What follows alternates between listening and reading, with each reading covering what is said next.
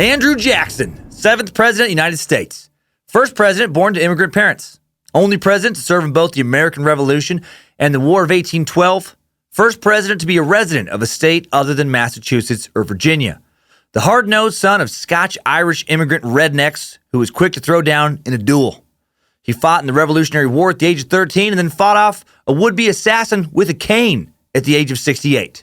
And he fought a whole bunch of other people in between. First president to be assaulted while in office. First to have someone try to kill him while in office. And now, long in the grave, his legacy fights to be known for more than slave ownership and the infamous Trail of Tears. He was a polarizing man in his lifetime and has been even more polarizing in death. He was a war hero, an accomplished president, and a dedicated, loving husband. He was also arguably harder on American Indians than any other president and a hard-ass slave owner as well. You probably won't love everything about him, but if you don't respect at least some of the life he lived, well, then you just weren't paying attention. Today on Timesuck. You're listening to Timesuck.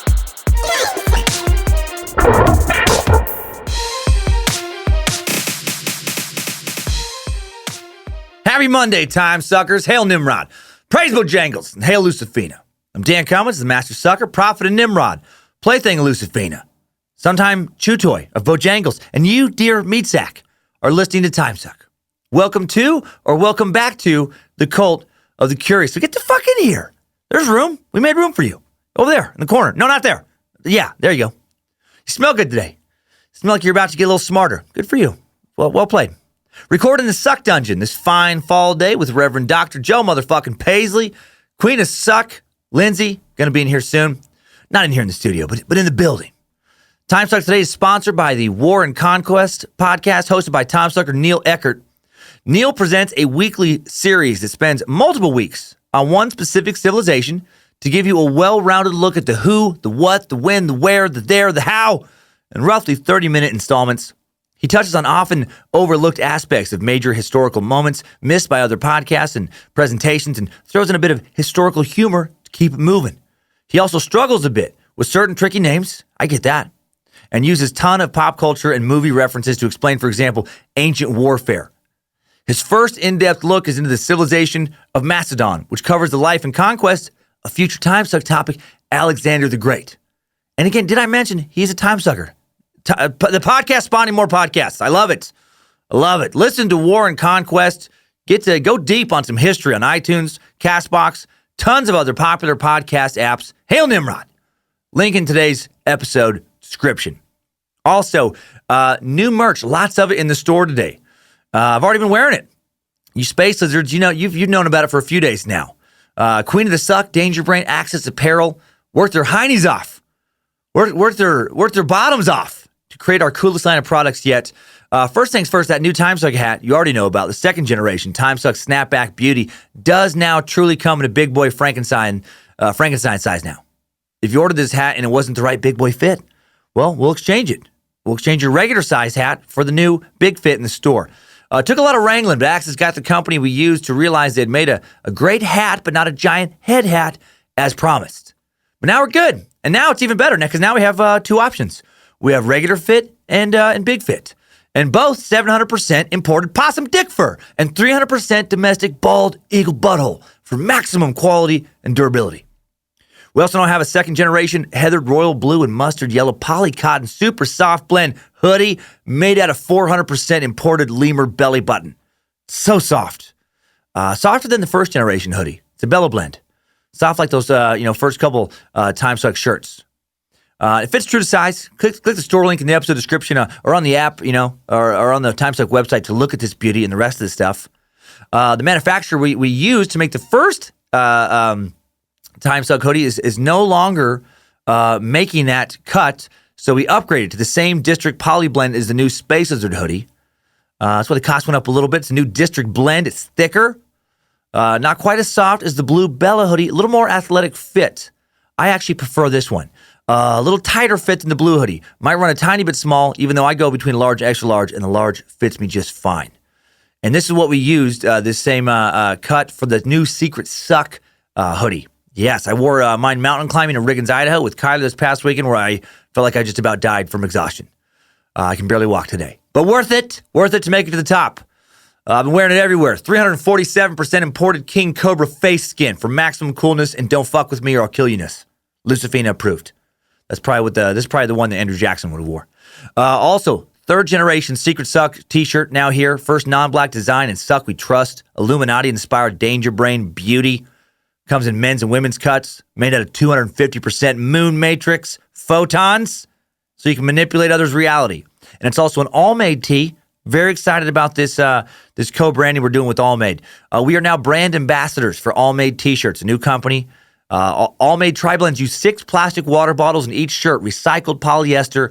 They use U.S.-grown organic cotton and some sort of magic shit called tensile modal, which comes from sustainably harvested beech trees cut down in European forests. Hitting lots of continents here. Beech trees regenerate from the roots, so you can cut them down and they can regrow themselves and not, fuck up the soil around them. In addition, the shirts are sewn together in Haiti. Workers are paid 3 to 4 times local rate, an amount calculated to meet the basic needs of a Haitian household. Also, 100% of the profits from the sale of the shirts from the Haitian production center called Life go to the Global Orphan Project, which works to help reduce the amount of orphans and provide a better life for orphans. So much good stuff. You can go to allmade.com, link in the episode description for more info on this partnership. Got to keep marching forward with the feel-good, do-good vibes. We also have a Secret Suck vinyl sticker now. Also, a lot of listeners have been asking for beanies. We have 2 options, both in 2 colors. First option, acrylic slouchy beanie, snowboarder style. Fits all heads, including my monster head. 215% domestic polar bear ball sack for maximum warmth and protection. Comes in black, faded navy blue. And we also have more of a traditional beanie, sometimes called a fisherman beanie, sometimes called a wharf beanie, sometimes called a fucking weenie beanie by me when I make that up. 312% imported elk grundle for maximum warmth and grundleness. I can't wear it. It's a little bit too small for my head, but it fits 95% of the world's head population. Black and traditional red. Generation 8 t-shirts now in stock. Another all-made shirt, light heathered gray, mustard design. 400% homing pigeon feathers for maximum comfort and increased ability to find your way home when wearing it. They fit true to size. A women's Gen 8. That's a separate design, blend of mustard, turquoise, and magenta lettering that you have to see for yourself. Easily my favorite women's design so far. 600% imported cheetah pussy for maximum sexiness and speed to take on and off and reduce annoying changing time. Also a tote bag in the store, natural canvas tote, royal blue lettering, 1000% iguana dick for top shelf durability and ruggedness.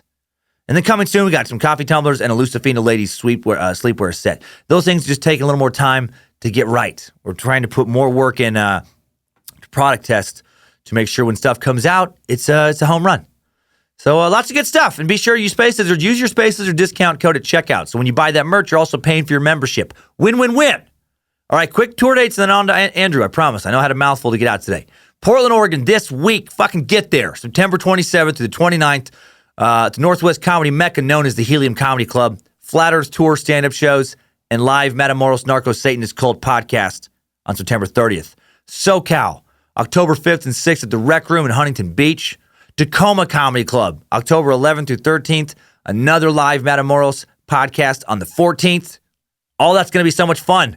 The rest of the year's tour dates, dancummins.tv, Columbus, Ohio, Buffalo, New York, Spokane, St. Louis, Grand Rapids, Michigan, coming down the 2018 tour pipe. And now, if you'll excuse me, I have to get down and dirty. And I have to fucking suck a dude named Andrew Jackson.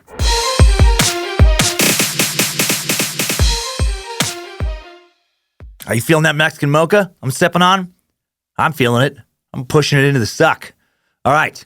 As we tend to do here in the suck, let's kick things off by giving a little bit of context to what we're talking about today.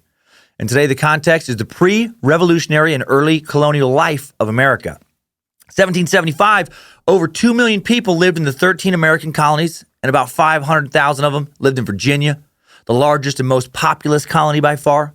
Many of these people were farmers who lived and worked in small farms of less than 200 acres, which seems pretty big to me, especially for the people who had to farm them, especially back before tractors and AC. Bar share plows pulled by horses or oxen prepared new seed beds by turning under weeds and surface material, exposing fresh soil to the humid East Coast heat.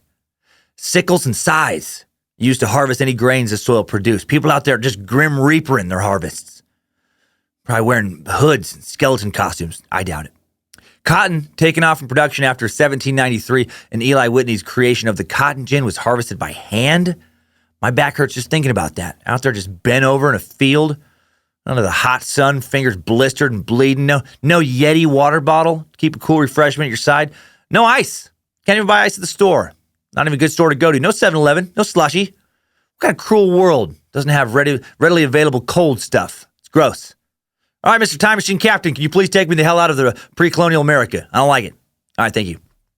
A relatively small number of Virginians were wealthy planters or merchants, and only about 2% of the population lived in Virginia's few small towns and cities like York, Norfolk, Richmond, Williamsburg, Fredericksburg. That's nuts, man. Only 2% live in actual towns and cities. Everyone else living out in their farms, living in plantation homes, living away from doctors and civilization in the days of no telephone and automobiles. I remember getting nervous sometimes growing up in Riggins, Idaho, because it's just under an hour's drive from any sort of hospital. Almost an hour to a town of just a few thousand people, like Grangeville and McCall, that have tiny, tiny hospitals, like a one-story hospital, if you can even imagine that. Picture a normal hospital. Imagine walking on any floor of that hospital. Now imagine that's the only floor of the whole hospital. Now take that and cut it in half, and then cut it in half again, and then round up the 10 best doctors and nurses and get rid of them. And that's the hospital I was born in. One with no specialized surgeons, one with very limited trauma care facilities. I was always painfully aware that if something bad happened to me, accident-wise growing up, it's going to take a long time for the ambulance to even make it to me. And then the people working in the ambulance were just local. Oh, man, I remember a few of them. I don't want to throw their family names under the bus, but oh, shit. I was like, oh, that's who's fucking picking me up in the ambulance? Okay, I'll just be dead then. Great. People with no formal education beyond high school, maybe a weekend workshop or two into how to be an EMT. People just volunteered, do about 5 ambulance runs a year. And those jackalopes would have to drive me an hour to be seen by a doctor not experienced in trauma medicine to any significant degree, because if he or she were, they'd be working in a bigger hospital. It just seemed like death was much more likely than it would be if I lived in the city. But back then, way worse. One accident and you're just dead. Every time. Almost every question of, doctor, am I going to be okay? Is met with the truth of, oh, no, probably not. You're probably going to die. I'd save almost 0 patients. They probably didn't say that, but that was the truth. I guess maybe back then you'd just be probably those just as dead in town, though, I guess, as you would in the country. Doctors maybe just didn't really matter. Your dad could probably cut off your arm and cauterize the wound as well as a doctor.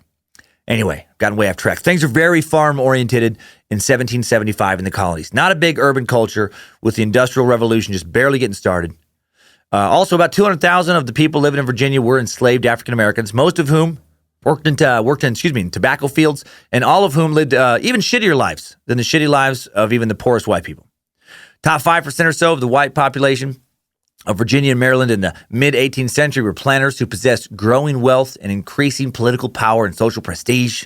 They controlled the local Anglican church, choosing ministers and handling church property and dispersing local charity. About 60% of white Virginians were part of a broad middle class that owned substantial farms.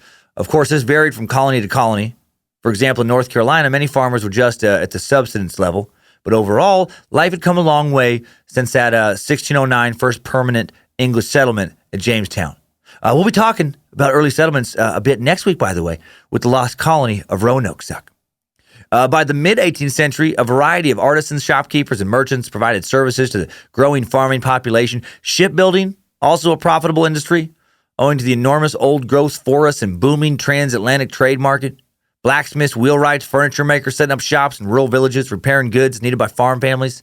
Stores being set up by traders selling English-made products like cloth, iron, utensils, window glass, as well as West Indian products such as sugar and molasses.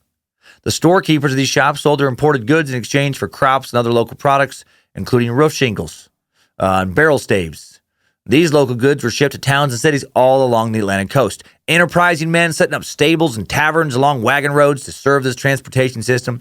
A variety of merchants became very wealthy by providing their increasingly complex inventory of goods to the agricultural population, and this new merchant class of settlers ended up dominating the society of these seaport cities. The early Sam Waltons and Jeff Bezos. Unlike plain farmhouses, these merchants lived in elegant 2.5-story houses designed in the new Georgian style, imitating the lifestyle of the upper class of England. Other populations in colonial America included about 60,000 Irish and 50,000 Germans who came to live in British North America, many of them settling in the mid-Atlantic region. The Germans primarily kept to themselves, speaking German, attending Lutheran churches, marrying their own kind, plotting horrible shit. Germans. Oh, you got to keep an eye on them. Lindsay's half German. Her mom, Joan, full German. And Joan seems nice, but you have to wonder, what is she plotting? What is she scheming?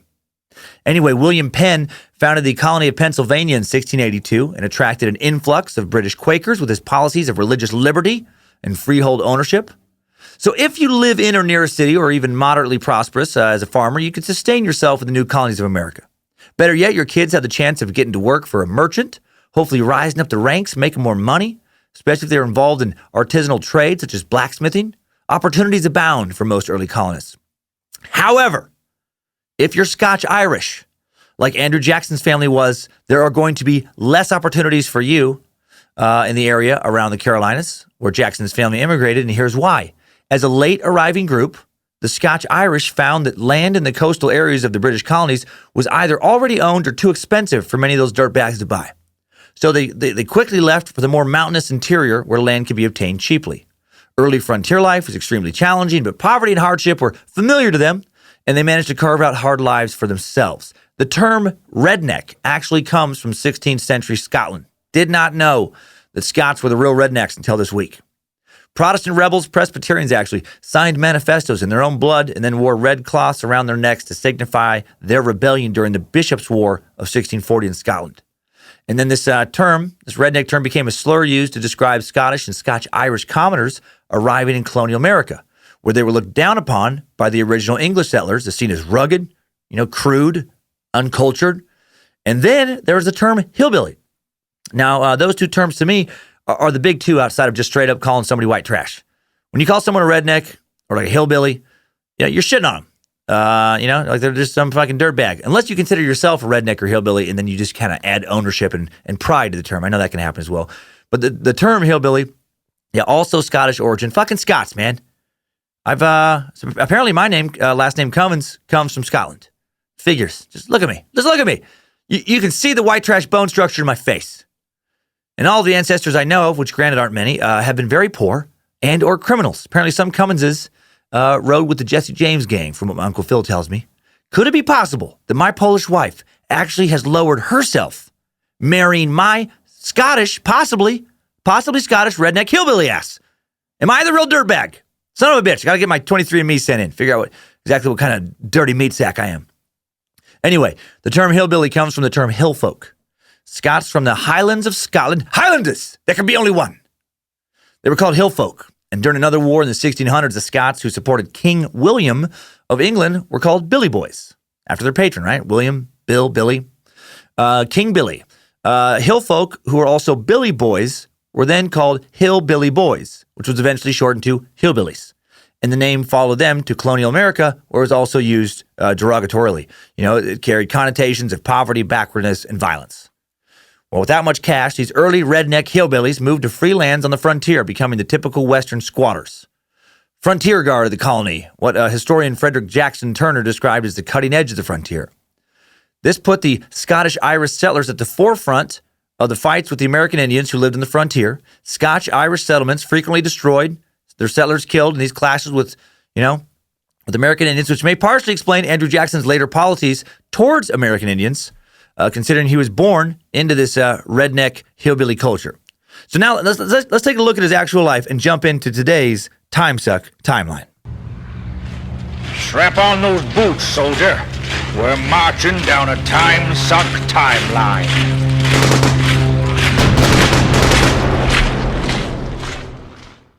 All right, March 15th, 1767. In the Waxhaws region of the Carolinas, an area so remote at the time that the border between North and South Carolina, where the Waxhaws regions lay, had not been officially surveyed. Andrew motherfucking Jackson, born to Scotch-Irish redneck hillbillies, Andrew and Elizabeth Betty Hutchinson Jackson.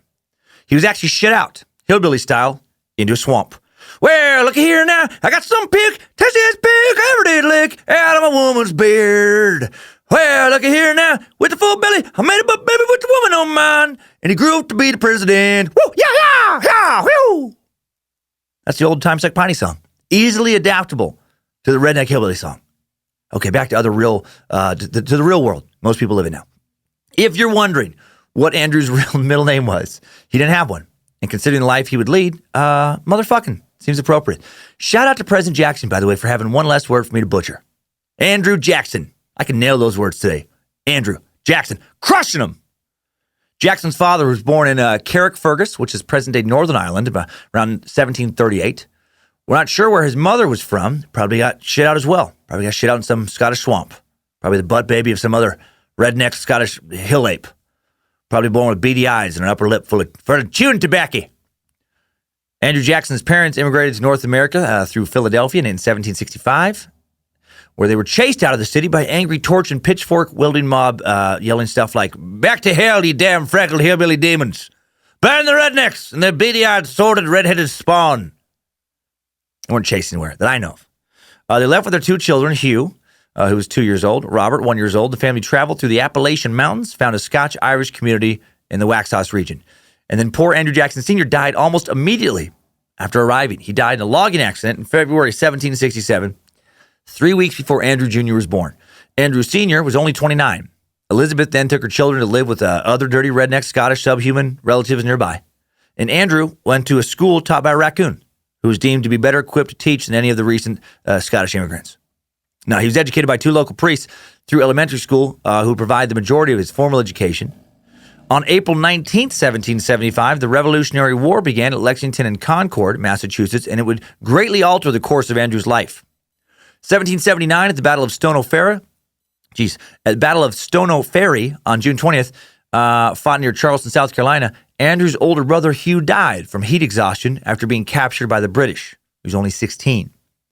Then on May 29th, 1780, a loyalist force led by British officer Banastre Tarleton attacked during the Battle of Waxhaws. The Continental Army resisting Tarleton was led by Abraham Buford, who refused an initial demand to surrender. However, after being attacked by Tarleton's cavalry, many of Buford's men surrendered their arms. But during the truce, Tarleton was shot at, and Tarleton's horse fell and crushed him beneath it. Outraged, the Loyalists began killing the Continental soldiers, including men who had surrendered. Of the 400 Continentals, 113 were killed with swords, 150 or so badly injured, 53 taken prisoners. Tarleton's quarter became a common expression for refusing to take prisoners. This event having taken place in the Waxhaws, it's very likely that a few of Andrew's relatives and friends were killed. Between this and Hugh's death a few months earlier, Andrew is angry at the British and ready to join the Revolutionary War, even though he's only 13 years old. This kind of stuff is why I hate the phrase, kids grow up so fast these days. As if kids are growing up so much faster than they ever have. No, they're not. One generation may grow up a little, faster in some ways than the generation immediately preceding it. But overall, kids growing up way slower than they used to. Kids had families with a couple kids of their own. Were running fucking rugged homesteads by the time they were 18 back in Jackson's time. Kids were fighting in wars at 13. But you think your 13-year-old is growing up too fast? He smoked some weed? Get the fuck out of here. Has he stabbed a British soldier with a musket bayonet? No? Well, he's probably got some kids still in him. Probably comparatively pretty innocent to the sometimes awful ways of the adult world.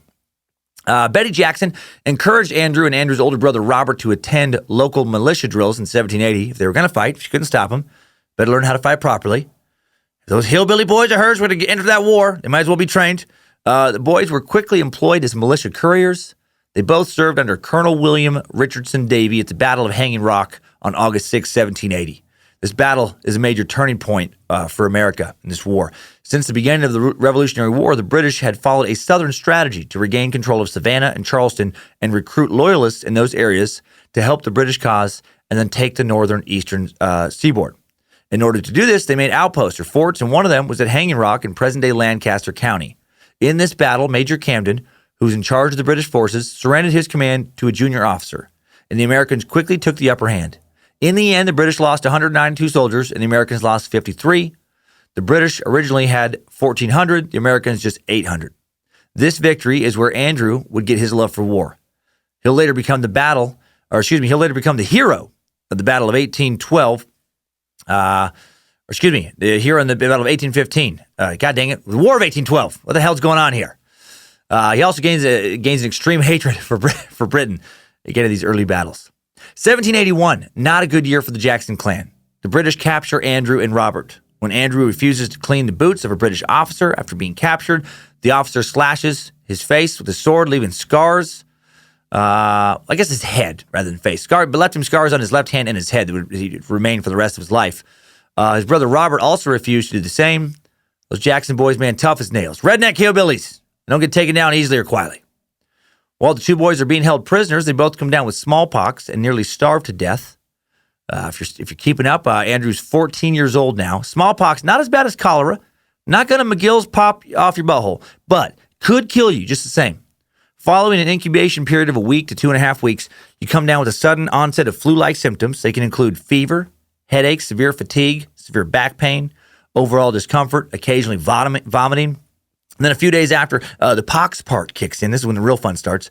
Little red spots first appear on your face, hand, and forearms, and then on your torso. If you're a woman, this is where you could also get some tit pox. You get some pox in your tits. If you're a dude, this is where you get some dick pox. Although a lot of historical accounts don't get into that. You can also possibly get some ball pox. Maybe some vag pox for the ladies. Within a day or two, many of these lesions turn into small blisters filled with clear fluid, and that turns into pus. Scabs begin to form 8 to 9 days later, eventually fall off, leaving deep, pitted scars. Right, so now you got a kind of a waffly texture to your dick or your boobs. Lesions also develop in the mucous membranes of your nose and mouth, quickly turn into sores that break open. Ugh. If you want to lose your appetite today and also have your heart break a little bit, do a Google image search for smallpox victims. Dear God. The amount of pox varies wildly from victim to victim, and there are photos of people who don't even look human. They're covered in so many pox. And the disease would wreak havoc on your immune system, cause heart failure, a variety of other fatal conditions. The fatality rate in pre-colonial, colonial America was about 17%. Later in 1781, Betty Jackson pleads for her son's release. They're permitted to return home with her. She and the boys travel backward towards their home in Waxhaws, about 40 miles from where they were held prisoner. Both Andrew and Robert, emaciated, sick, but since Robert was much worse off, Robert rode on the only horse they had. Andrew walked behind him. The last 2 hours of their journey began to rain heavily, which caused their smallpox to worsen. And then within 2 days of arriving home, the disease would kill Robert. If you look into genealogical records, the official cause of death for Robert was listed as dickpox. We are gathered here today to pay our last respects for Robert Jackson, taken far too soon from this earth. He survived battle only to be taken by the pox. It looked as if the Lord would spare him, but then the pox spread to his dick and balls, especially his dick. It was the dick pox that would ultimately spell his undoing. In the end, his dick was more pox than dick. It was hard to tell where the pox stopped and the dick began. Now turn your Bibles to Matthew, chapter 6. No, that's terrible. But he had been dead a long time. And or he has been dead a long time, excuse me.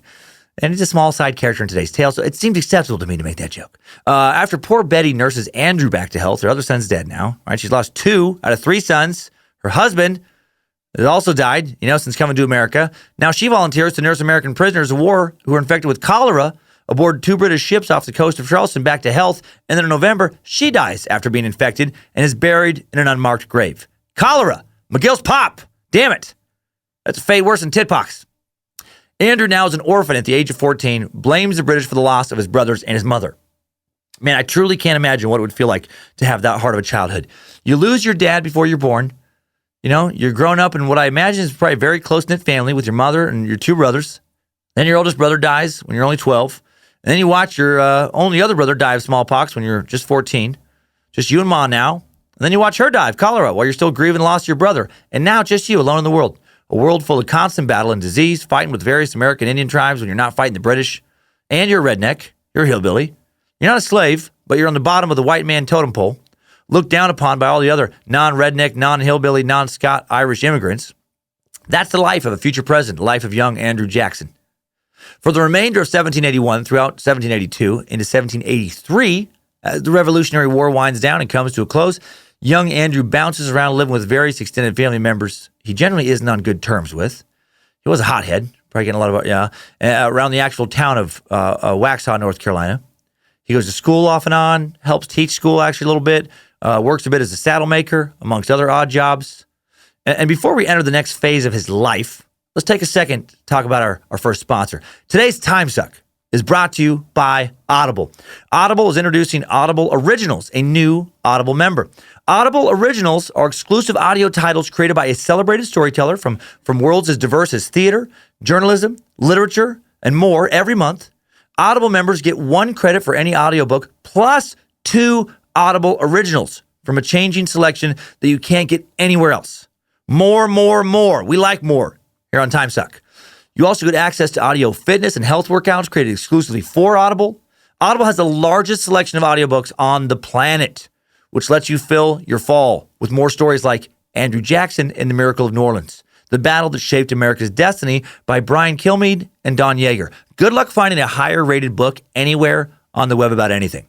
Brad Thor, author of Use of Force, says, riveting history that reads like a stay-up-all-night thriller. Don't miss this book. And even better, you don't have to read it with Audible. Audible reads it for you. Be a bookworm with none of the eye strain. Listening with Audible lets you get more books into your life because with the free Audible app, you can enjoy them anytime, anywhere. Just download them.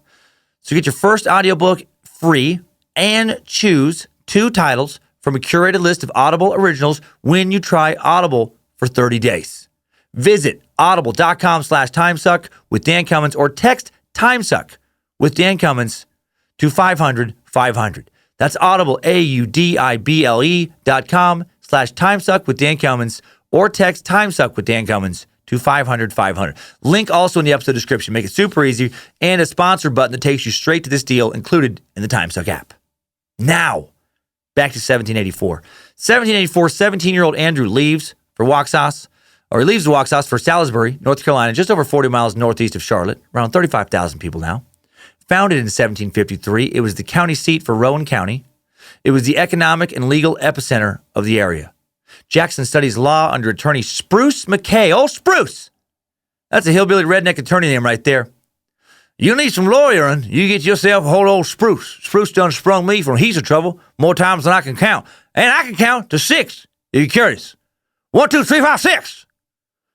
Various other local lawyers help young Andrew learn the ins and outs of the law, and 20-year-old Andrew eventually qualifies for the bar examination in September of 1787. Education is so different back then. No college degree needed for lawyering. An apprentice-type system worked just fine. I do like how for certain trades it was more straightforward back then. No jumping through financial hoops. No jumping through a bunch of financial aid bullshit, spending X amount of years studying something, paying through the nose just to study that thing for that amount of time. Just, can you pass the test to do this job? Yes? Well, then you get the job. I'll let Spruce know there's a new law dog in town. If you can do the job, you get the job. Sadly, the insane cost of higher education, I feel like, destroys that opportunity for a lot of people now. After passing the bar, a friend helps get Andrew appointed to a prosecutor position in the Western District of North Carolina, an area that would later become part of the state of Tennessee.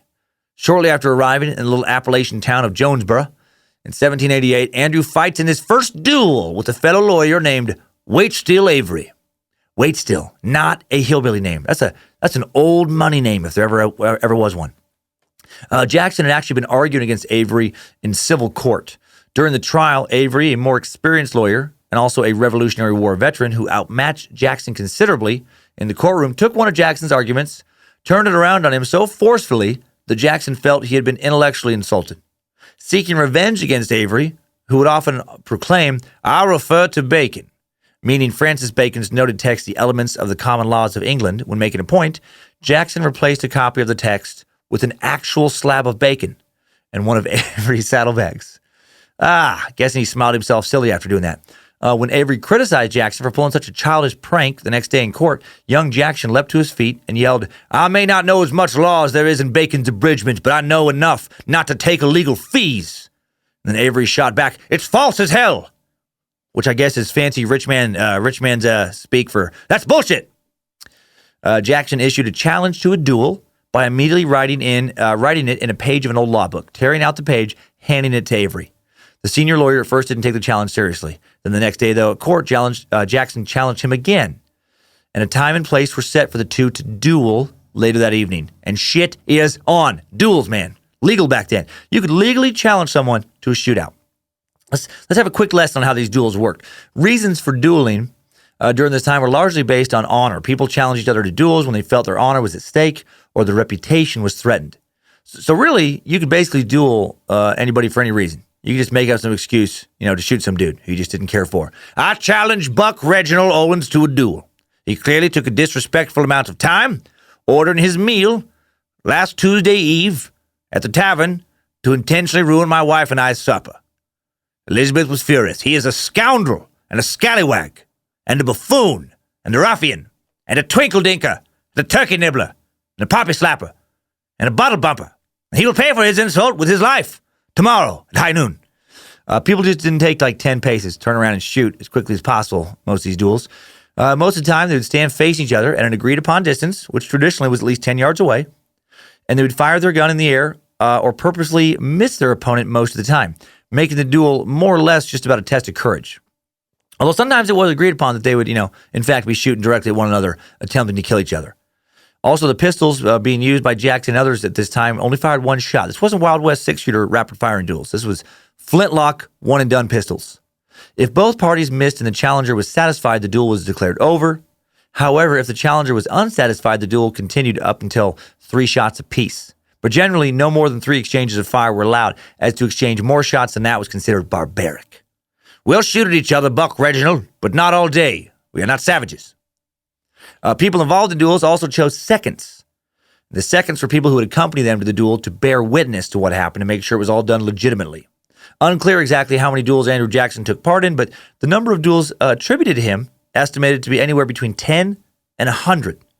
Also unknown is how many Jackson duels ended with both parties showing up to the agreed location and deciding not to fire their weapons at each other compared to duels to the death. So back to this 21-year-old Andrew's first duel with Waitstill Avery in 1788. During the trial, right, this whole insult happens. They get out there, and by the time the two, met in the place where they were to duel, Jackson had cooled down a little bit. The seconds of both men then assured each of them that their honor would remain intact if they chose not to shoot one another, and that's exactly what happened. Each man fired a single shot into the air. Jackson and Avery considered themselves satisfied without bloodshed, and according to Avery's son, they remained on friendly terms afterwards. So basically, when you agree to the duel, you don't know what kind it's going to be. Might be to the death, and I guess that's where the courage part comes in. That's why it's still courageous, even though they just shot their pistols up in the air, right? It's courageous just to show up for the duel. And then after you've showed up, if the seconds, talk it over and get both men to agree that they're still honorable. If they don't shoot at each other, you get to fire your pistols in the air and then you get to shake and be friends. How much would it suck, if you're like, yes, I find that agreeable. We've both proven that we're men of honor by showing up here today. And now we can both return home to our families with our conscience clean. And the other guy's like, it's false as hell. You will die today, Cummins. We fight to the death. Ah, shit. Andrew moves to the tiny frontier town of Nashville in late 1788. I've heard of it. I've been there. Not really a tiny frontier town anymore now. It has a metro population around 2 million. Young Jackson lived in Nashville as a boarder in the home of Rachel Stockley Donaldson and quickly became acquainted with his landlady's daughter, Rachel Donaldson Robards. When they met, young Rachel, just 3 months younger than Andrew, was in an unhappy marriage with Captain Lewis Robards, a man prone to fits of jealous rage. Fits of jealous rage. Never a fun look. So what do you love most about your husband? I'd have to say his fits of jealous rage. I love it when he calls me a whore because some man I've never seen before says hi to me at the bank. Or when he punches a hole in the wall and won't talk to me for 3 days because we ran into some guy I dated once in high school when we were having our own date night at the movies. So fun. So hot, that jealous rage. Rachel was described as a very beautiful young woman, described by contemporaries having lustrous black eyes, dark glossy hair, full red lips, brunette complexion, and a sweet oval face rippling with smiles and dimples. Totes adorb. Totes adorb. Rachel and her husband, Captain Lewis Robards, separated in 1790. She and Andrew married soon afterwards, even though the divorce from her first marriage had not been made legally final. Scandal. This scandal would lead Andrew into more dueling down the road to defend his bride's honor. 1791, Andrew becomes Attorney General for the territory of Tennessee with the help of William Blount, who's an extremely powerful man in the territory who had taken young Jackson under his wing. Andrew isn't sitting around feeling sorry for himself for having his entire family die by the age of 14. He's out there kicking ass and making shit happen. It's pretty inspiring. Rachel's divorce from her first husband is made final in 1794, after which Andrew and Rachel marry again, this time legally. Before the petition for divorce from Robards was ever, made, Rachel was living with Andrew and referred to herself as Mrs. Jackson, which was generally considered okay on the frontier. where relationships were dissolved and formed unofficially as long as the community recognized them. Just hillbilly weddings. Don't need no paper know-how. This here union is right in the eyes of redneck law. In the eyes of the too close together, the beady too close together eyes of redneck matrimony, you man and wife. Yeah, woo, woo, yeah, woo, woo, yeah. Bing, ding, ding, bing, ding, ding, bing, ding, ding, ding, bing, ding, bing, ding, ding, ding, ding, ding, ding, married, ding, ding, ding, ding. You're never safe from air banjos now, time suckers. Not ever. Because I'm just going to keep taking those air banjos to the Timesuck streets. Taking it to the street, taking it to the street, taking it to the street, taking it to the street, taking it to the street, taking it to. You just got triple M'd, holy shit. You just got piney songed, air banjoed, and triple M'd. The unholy trifecta of the suck. Hell, Lucifina. I hurt my throat on that last one. 1794. New husband, Andrew Jackson, partners with a fellow lawyer named John Overton. And the two deal with claims for land reserved by treaty for the Cherokee and Chickasaw peoples. There were so many claims because of an act that had been made in 1783, which briefly allowed states' residents to claim Indian lands west of the Appalachians within North Carolina, that it was hard to determine what belonged to who in the eyes of Johnny Law. Basically, the laws were constantly changing and or being ignored. No one knows what's going on, and everyone wants land. Excuse me. 1796, Andrew wins an election to be a delegate to the Tennessee Constitutional Convention. All states that wanted to be admitted to the Union had to have a constitution, thus the need for a constitutional convention. And then on June 1st, 1796, Tennessee becomes the 16th state admitted to the U.S. of A. This is good for Andrew's political career because now Andrew is elected as the only representative for Tennessee in the House of Representatives. He becomes a member of the Democratic-Republican Party, which was the dominant party in Tennessee at the time. Now, the Democratic-Republican Party was formed by Thomas Jefferson and James Madison, future presidents, number 3 and 4, and their party opposed the centralizing policies of the Federalist Party, which was founded and run by founding father Alexander Hamilton, a man who also founded the Coast Guard and the New York Post. So even though he was never president, he did all right. He got by. Actually, Hamilton may have become president if he hadn't been shot and killed in a duel in 1804. Duels, man. So many duels. Like an Aaron Burr got him. Basically, the Democratic Republican Party was against a centralized bank because it was claimed that a centralized bank under a head of state was essentially a return to a monarchy. In 1794, 1795, the party also favored trading with France, which they saw as more democratic after the French Revolution instead of the British. The Federalists, by contrast, wanted to trade with Britain because it was more stable than France, and they already had well-established trade with Britain. Jackson quickly became part of the more radical pro-French side of the party. He strongly opposed the Jay Treaty, which, effective in 1796, aimed to relieve post-war tension by providing for 10 years of peaceful trade between the U.S. and Britain. He was a strong critic of first President George Washington. He claimed that Washington was removing fellow Republicans from office. Washington claimed to not have or favor a party, even though his Secretary of Treasury was Alexander Hamilton, who was the head of the Federalist Party. Jackson was young, idealistic, and believed that the government was a place where a bunch of people were getting together despite differences of opinion to find the best solution for the country and not just simply advance their own agendas. 1797, Jackson is elected as a U.S. Senator from Tennessee, but the job ultimately proves unsatisfying to him, and he rarely takes part in debates. He was disgusted with the administration of President John Adams, Federalist, and he ultimately resigned the following year without explanation. Returns home to Nashville, and with strong support from Western Tennessee, he's elected to serve as a judge on the Tennessee Supreme Court. With an annual salary of $600, which sounds terrible, but when you factor in inflation, that's $12K a year, which is also terrible. Damn it. I'm guessing the spending power of $600 in 1797, maybe more than $12,000 now. Jackson also won the appointment of Judge Advocate of the Tennessee Militia.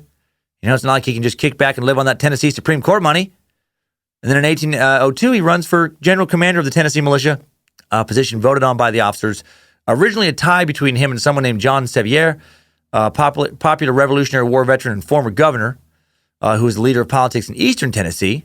But ultimately, the governor, Archibald Rowan, broke the tie and appointed Jackson. He's climbing the ranks, probably sneaking in some duels, lost to history as well.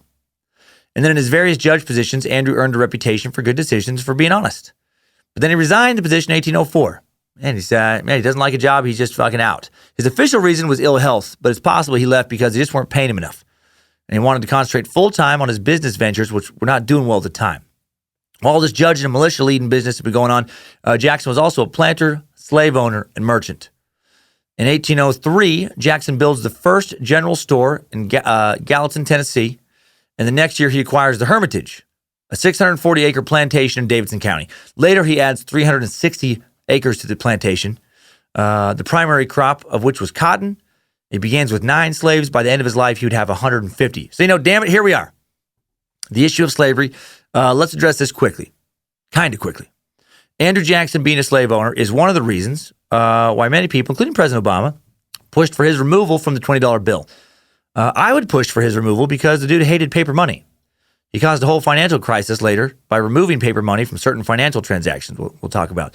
Yes, he was a slave owner, but did you know that one of the very first slave owners in America was a mid-17th century Virginia colonist named Anthony Johnson? Successful tobacco farmer in Maryland, attained great wealth, early landowner when he moved to Virginia, where he had indentured servants, one of whom, an African man named John Casser, ended up being ruled an indentured servant for life. That is a slave. And that was the first case in Virginia of an African essentially becoming a slave. And John's owner, Anthony, not white. He was African from Angola. How is that not more common knowledge? Now, does that justify Africans being exploited in mass later by an exclusively white, plantation-owning population? Fuck no. No, it doesn't. But it does illustrate that slavery was not some evil white man's disease, and also that it was, just for lack of a better phrase, the way things were in certain parts of the world at that time, like the American South. And to demonize it now, to me, just feels very morally convenient. The more history I dive into, the more I hate someone being judged by a moral code that did not exist in the era they lived in, right? Just pulling them completely out of the context that surrounded them. There's a current temptation by historians / kind of social justice movements to label everyone who owns slaves as bad people. And I get that it's tempting to want to do that and to prove to everybody, that, that slavery is bad, but it's more complicated than that. And in the world, in some ways, isn't that different now? There are still sweatshops in Indonesia and elsewhere around the world where workers are paid less money than they need to live on. Many of the rich have always made money by exploiting the helpless and the financially trapped. Not saying it's right, not justifying slavery in any way, just pointing out that to look back and say, how could those monsters treat human beings that way? Feels a little silly when people are still being treated pretty similarly today in a lot of parts of the world.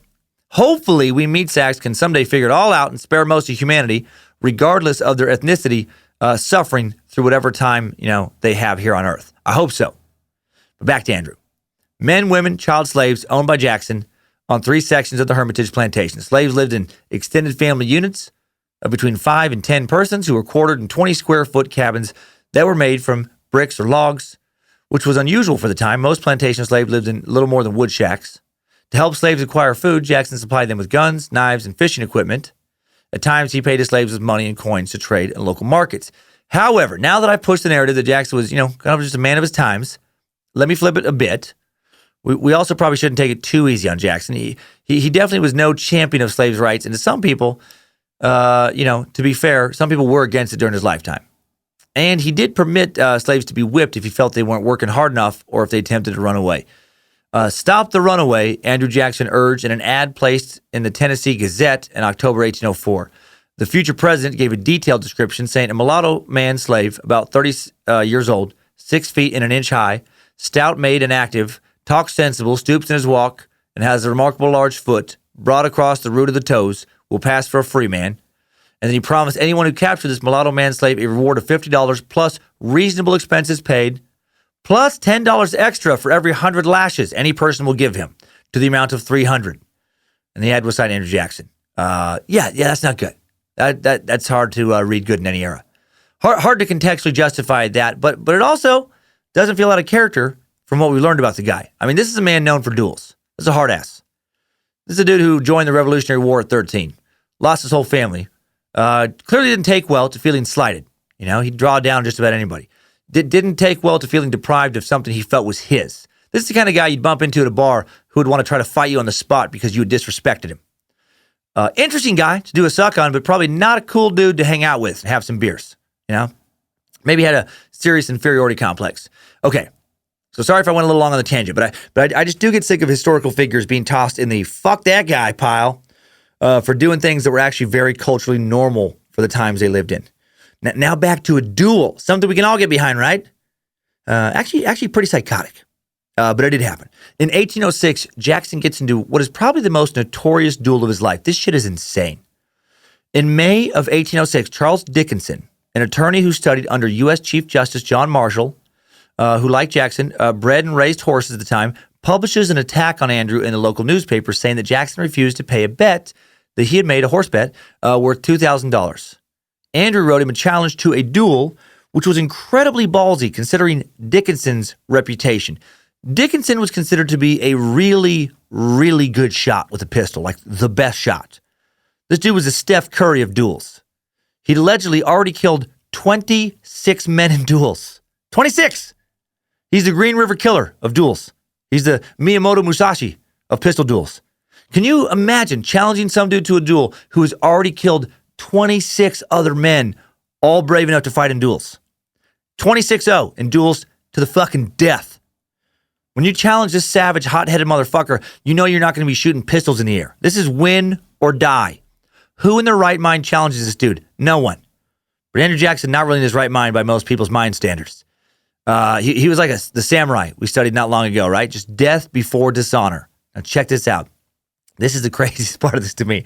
Jackson, knowing that he was about to duel an excellent marksman, prepared for the event by wearing an overly large coat to disguise his body's form and to disguise where his heart was located. He also planned on letting Dickinson shoot him first so that he could take his time with aiming and fire a well-placed shot. Do you hear what I'm saying? His plan going into the duel was to get shot first. Getting shot is part of this insane son of a bitch's plan. Holy balls. At the dueling ground, Jackson sticks to this plan. After the order to fire has been given, these two men, facing away from each other, spin around.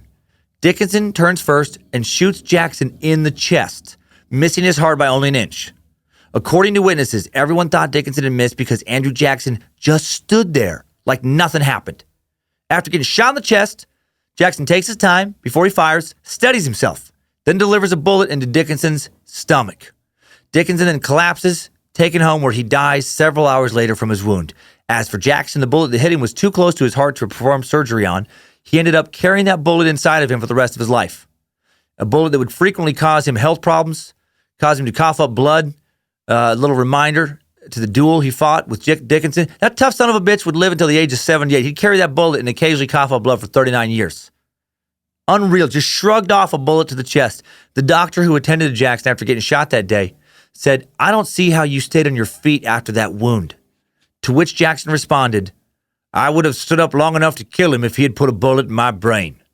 That is one tough hillbilly. Pretty sure that dude cried poison. That's some redneck tough guy shit. Fucker could have shot my head. I still would have killed him. Would have killed him dead. Anderson's public image, however, does take a hit with this duel. He starts to become viewed as a violent hothead, mostly because he was the violent hothead. And he becomes a bit of a social outcast. He needs to change his image if he wants a future in politics, and he chooses to support former Vice President Aaron Burr, who was extremely popular with his fellow Tennessee residents. Burr, ironically, the man who killed Alexander Hamilton in a duel 2 years prior in 1804. So I don't know how that works. Somehow, to prove he's less of a dueling savage, he spends time with another dueling savage. Burr stays at Jackson's Hermitage for 5 days. Burr's intentions for this visit, still not really known, but he seemed to have been planning a military operation to conquer Spanish Florida and Texas. To Jackson and all the frontier people, the prospect was exciting. They had long held bitter feelings towards the Spanish because of territorial disputes. Well, Jackson does his share of the planning by telling the Tennessee militia to be ready to march at a moment's notice. On October 4th, 1806, Jackson writes a letter to his friend James Winchester saying that he is confident that the United States can conquer all of Spanish North America. But there is a slight problem with Aaron's plan. On November 10th, 1806, Jackson learns from a captain that Aaron Burr planned on taking New Orleans and the Louisiana Territory of the United States and then incorporating it into a new empire where Burr would rule as emperor. Oh, that's why you wanted my help. Jackson writes letters to President Thomas Jefferson, warning him about this scheme. In December, President Jefferson issues a proclamation declaring that a treasonous plot is underway in the American West, and Jefferson orders the arrest of the perpetrators. Jackson travels to Richmond, Virginia to testify on Aaron Burr during Burr's treason trial, but the defense team ultimately decides that putting Andrew on the stand is not a good idea for fear that he would become too provocative because he is a hothead. Burr would end up being acquitted due to legal technicalities, even though he was for sure guilty. What an interesting life this guy's already led. Right? Fighting at 13, a veteran of the Revolutionary War, gets in duels to the death. He's a lawyer by the time he's 20. He's a congressman before 30. Marries a woman who's already married. Becomes involved in some strange plot to unknowingly help Aaron Burr form a new empire that's going to compete against the United States. And all this before 40. And we haven't even got to the things he's most known for. Becoming a war hero in 1812, and then becoming the 7th president of the United States. So let's jump to 1812 now. It's 1812. Things are not going well between the United States and Britain. Why? Well, the tensions that caused the War of 1812 arose from the French Revolutionary and Napoleonic Wars that took place between 1792 and then and lasted until 1815. During this nearly constant conflict between France and Britain, American interests are injured by each of the two countries' endeavors to block the U.S. from trading with the other country. After Jefferson becomes president in 1801, relations with Britain slowly deteriorate. The Royal Navy's use of impressment to keep its ships fully crewed also provoke Americans. Impressment is a fancy word for essentially enslavement. They would take men from the working classes of England and force them to crew ships against their wills. And then they started taking American men and forced them to do the same. The British would accost American merchant ships to seize alleged Royal Navy deserters and then just carry off, over the course of time, thousands of U.S. citizens into the British Navy. You get kidnapped, forced to work, and if you didn't feel like working, you could be beat to death and tossed overboard. And President James Madison, he doesn't care for this. So on June 18th, 1812, U.S. Congress declares war against Great Britain.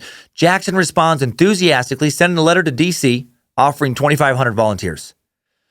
Then the Madison administration calls on Jackson, to come into military service at the end of 1812. And on January 10, 1813, he leads an army of 2,071 volunteers to New Orleans to defend the region against British and American Indian attacks. Now, Jackson is supposed to serve initially under General Wilkinson, and once Jackson gets to New Orleans, he's ordered by Secretary of War John Armstrong, Jr. to turn over his supplies to Wilkinson and dismiss his men in Natchez. But Jackson doesn't like Wilkinson. He's not a fan. And he doesn't feel like there's proper provisions for his men to be stationed in Natchez.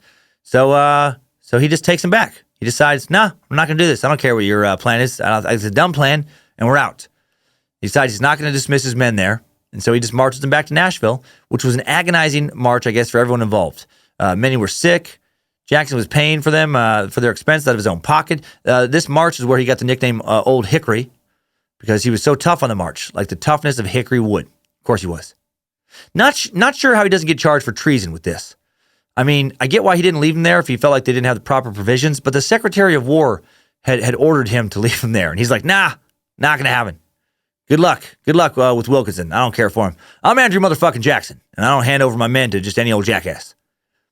The army arrives back in Nashville about a month later, and then Jackson, he's facing financial ruin until a former aide-de-camp, a military officer, acting as a confidential assistant to a senior officer, a man named Thomas Benton, persuades Secretary Armstrong to order the army to pay for his expenses. And Jackson would be more than willing, if this payment gets made, to lead his men again when the proper provisions are now supplied. So that all does happen. Then on June 14th, Jackson serves as a second in a duel on behalf of his junior officer, William Carroll, against Jesse Burton, the brother of Thomas. These are getting a little complicated. These guys would survive the duel, so the guy who helps him out, now he's, bearing witness to some other guy trying to shoot that guy's brother. And then in September of 1813, Jackson and his top cavalry officer, Brigadier General John Coffee, gets into a street brawl with the Benton brothers. Jackson's 46 years old. He's getting into street brawls. He also gets shot in this brawl. Gets severely wounded by Jesse Benton, who shoots him in the shoulder. What the fuck? This dude's 5 years older than me. Getting in street brawls and duels. Both sad and inspiring. I just can't imagine coming home with a bullet wound from a street brawl to Kyler Monroe. Dad, what happened to you? Nothing to worry about, kids. I just, look, someone said I was a scoundrel, and I did what I needed to do. And things evolved, as things do, into a street brawl. Fists are flying, and that leads to gunfire, and then I got shot. I'm fine. I've been shot before, and I'll probably get shot again. It's part of life. This whole matter is going to be settled tomorrow with the duel at sunset. Well, Jackson being Jackson, not about to let a bullet slow him down. He's back to fight in the following month. Back in August 30th, 1813, he's back. He's in the war now. A group of Creek Indians called the Red Sticks, so named for the color of their war paint. he's not in the war at this point. We're backtracking a little bit. Back in August 30th, 1813, a group of Creek Indians called the Red Sticks, so named for the color of their war paint, perpetrated the Fort Mims massacre. During the massacre, hundreds of white American settlers and non-Red Stick Creeks were slaughtered. The Red Sticks were led by Chiefs Red Eagle and Peter McQueen. And no, I did not make up that second name. One of these chiefs' names was really Peter McQueen, and I do find that super funny. You know, just gathered here today are the most powerful chiefs from the 7 nations. We have Chief Strong Bison, Chief Red Eagle, Chief Wild Stallion, Chief Scorpion Killer, Chief Runs with Wolverine, Chief Angry Bear, and last but not least, Chief Peter McQueen, Chief Peter, Chief Pete. Chief Pete was the son of a high-status Creek woman and a Scotch-Irish fur trader. Another hillbilly. Well, Red Eagle and Pete and their warriors had splintered away from the rest of the Creek Confederacy, which wanted peace with the United States.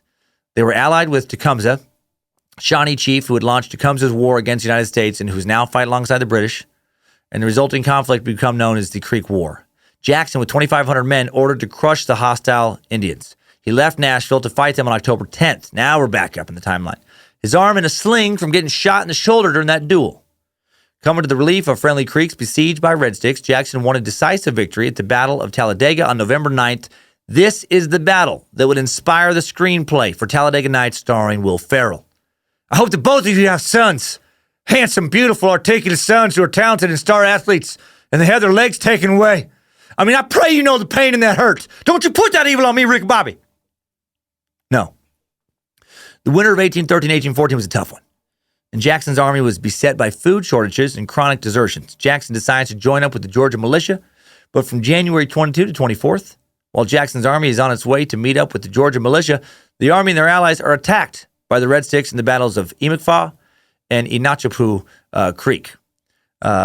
Inachapo Creek. Jackson was outnumbered and forced to withdraw to Fort Strother. At Fort Strother, Jackson picks up more troops to make up for deserters. His forces now total over 2,000, and he marches his army south to confront the Red Sticks, who they outnumbered 2-1. On March 27th, the Battle of Horseshoe Bend, Jackson's forces overwhelmed the Red Sticks, and the campaign ends 3 weeks later with Red Eagle's surrender. Chief Pete and some of his men retreated to Florida. If you're thinking, what about Pete? What about Chief Petey?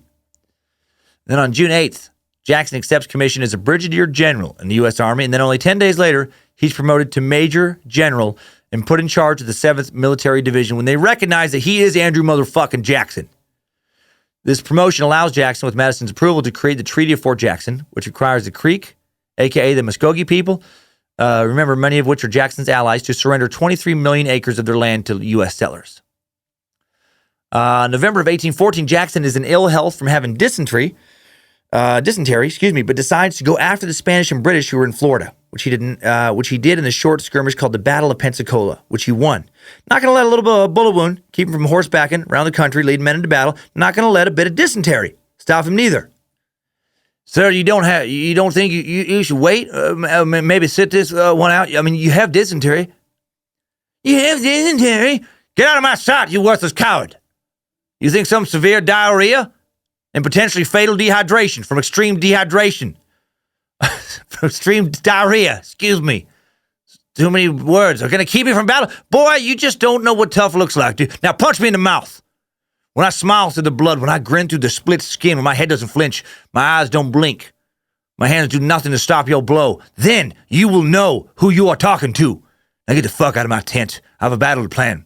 And full disclosure, I also have some bloody soup-like excrement to violently discharge from my colon. A few weeks later, Jackson learns that the British are planning an attack on New Orleans, which is on the mouth of the Mississippi and had many strategic and commercial advantages. Jackson leaves Pensacola, stations part of his army in Mobile, Alabama, to guard against Spanish and British troops, and rushes toward New Orleans, where he feasts on crawfish etouffee and beignets, and he balloons to 365 pounds. He then uses his new size to his advantage, challenging opponents to wrestling duels instead of pistol duels. He smothers 5 men to death over the next 2 months. No, of course not. Jackson arrives in New Orleans on December 1st, 1814, quickly declares martial law because he fears the Spanish and Creole inhabitants of New Orleans would not be loyal to him. He also makes an alliance with a group of smugglers and creates a large militia that consists of African Americans, Muskogees, and smugglers. Jackson's force, which also had volunteers from other states and troops from the U.S. Army, approaches the British force of over 10,000 professional soldiers. Jackson only has 5,000 poorly trained men, but he is Andrew motherfucking Jackson, and possibly at least half Highlander. There can be only one, and he's damn near impossible to kill or defeat. Jackson drives the British back with his smaller force on the evening of December 23rd. On January 8th, 1815, the British launch a frontal assault against Jackson, and it is a colossal failure. He kicks the shit out of them. The British had 2,037 casualties, while Jackson's army, 71. Yep. After the battle, the British retreat, hostilities end. Oh, and then they get word back that the Treaty of Ghent had ended the War of 1812 back in December. Whoops. Communication, not quite, what it is now back then. How much would that suck to die in battle days after a war had ended? Because it took over a week for your commander to learn that the war was over. Jackson's victory makes him a national hero, and he is awarded a Congressional Gold Medal on February 27th, 1815. And then he remains in command of Army forces on the southern border of the U.S. following the war.